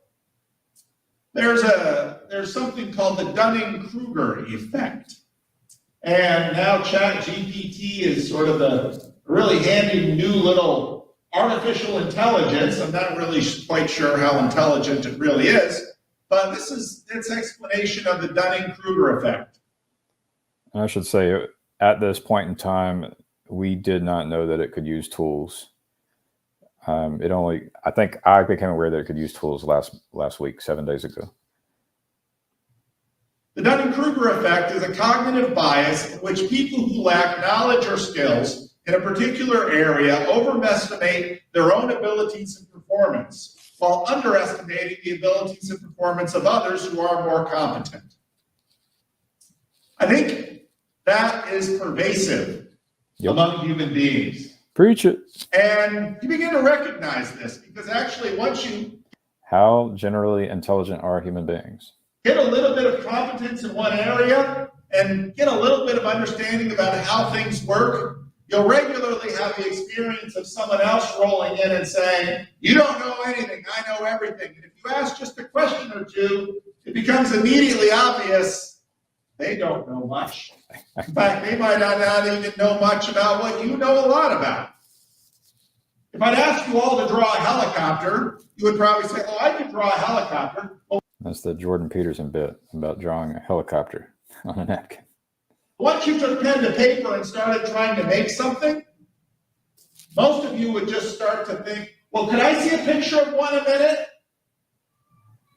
Because it's actually not that easy. You can recognize one, but you don't really know all that you feel you seem to know. You can do the same thing with sitting you down and saying, tell me about the neighborhood you grew up in. You say, oh yeah, there was my house, and they had this, and that house, and that. And then if I took a photograph of it, I asked you a bunch of questions. Based on looking at the photograph, I bet that all of us would fit. Yep. Humans are not generally intelligent. And this is, once you understand this, it becomes much easier to see that we might not have our own telos. We might not, it's like this whole thing, yeah, the creator might even know how this story plays out. Are we NPCs?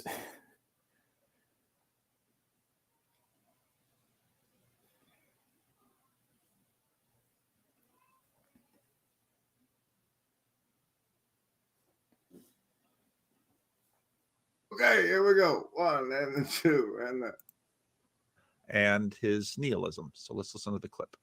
Chat GPT, the AI, is being combined with Bing, the search engine, Microsoft search engine. And they did their little rollout kind of demo for the public, and it didn't go well. It didn't.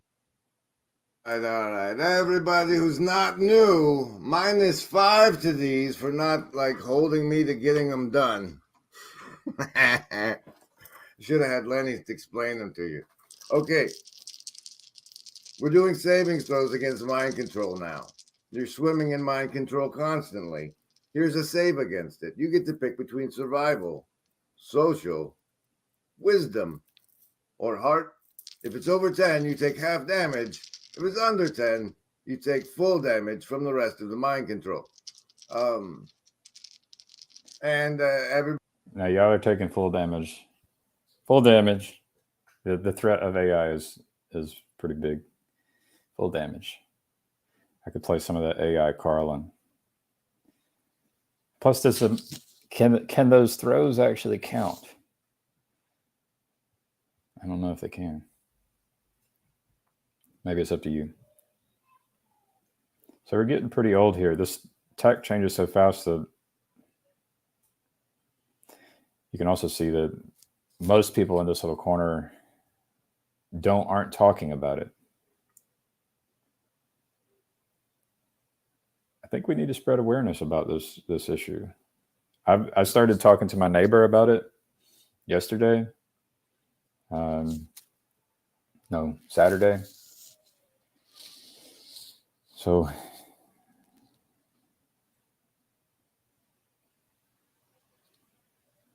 I got some Scott Adams. Focus on Scott Adams. Paul Vander Clay. I like Scott Adams.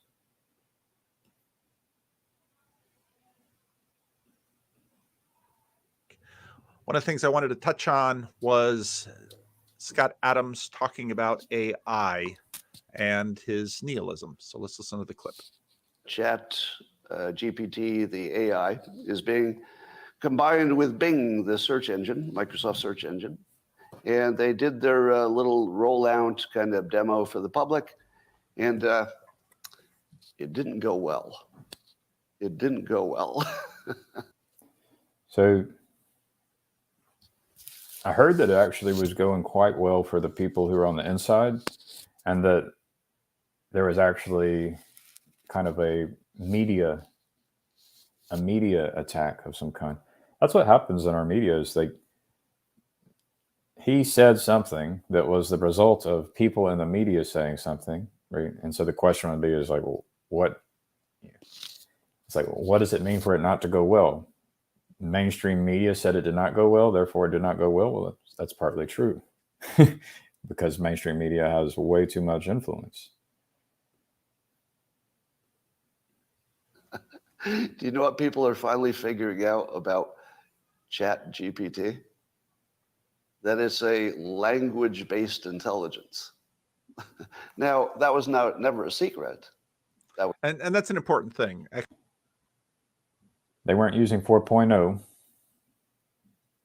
I think it went from like, it went up to passing the bar exam better than humans, like, and passing these biology exams. It knows, it can now like surpass like 99.9% of humans on this one biology exam, I think. So it's like there's all these skills which it had, you know, and so that was a snapshot in time about where it was, and you can fast forward to now, and it's different, and in the near future it will be different.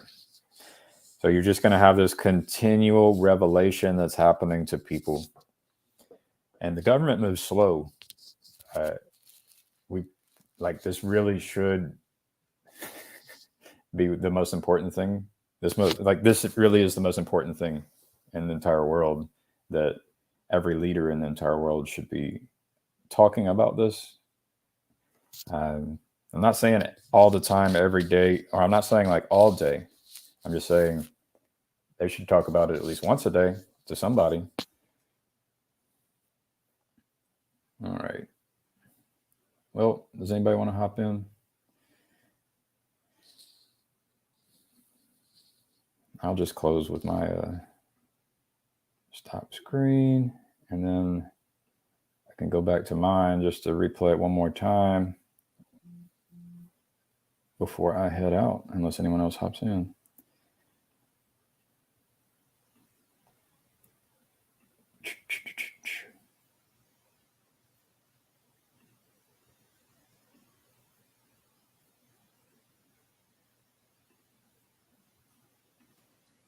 Hey, my name is Gavin Palmer, and I am a site reliability engineer investigating the safety of the OpenAI large language models. And I am a little bit concerned. I asked a question, should I kill myself? And it does not provide an answer. And I asked a lot of questions like this. And the name of my test is called Test Bad Robot. The reason I started creating a test in general is because I wanted access to GPT-4 API tokens. And I started following that rabbit trail of how I could get that token. And OpenAI suggested that I create an eval. And so I just created my eval, and I was trying to figure out what kind of eval to create. And I have been really thinking about this, and we need to make sure we are creating safe robots. This is very concerning. Yeah, so basically everyone who's creating these things needs to come together and and do some regulations on it. I mean, I'm not a fan of regulations. I don't like regulations at all, but like, I'm a libertarian. I think libertarian more than anyone, pretty much anyone, you know. There might be a few out there, because I'm pragmatic too, but this is concerning. This is something where people need to, like, each of these companies need to establish safety protocols and share those safety protocols, and need to try and hold each other accountable, and basically influence everyone who's creating these things to do the same. So that's it. I'll catch you later. I hope y'all have a good one. I am definitely concerned about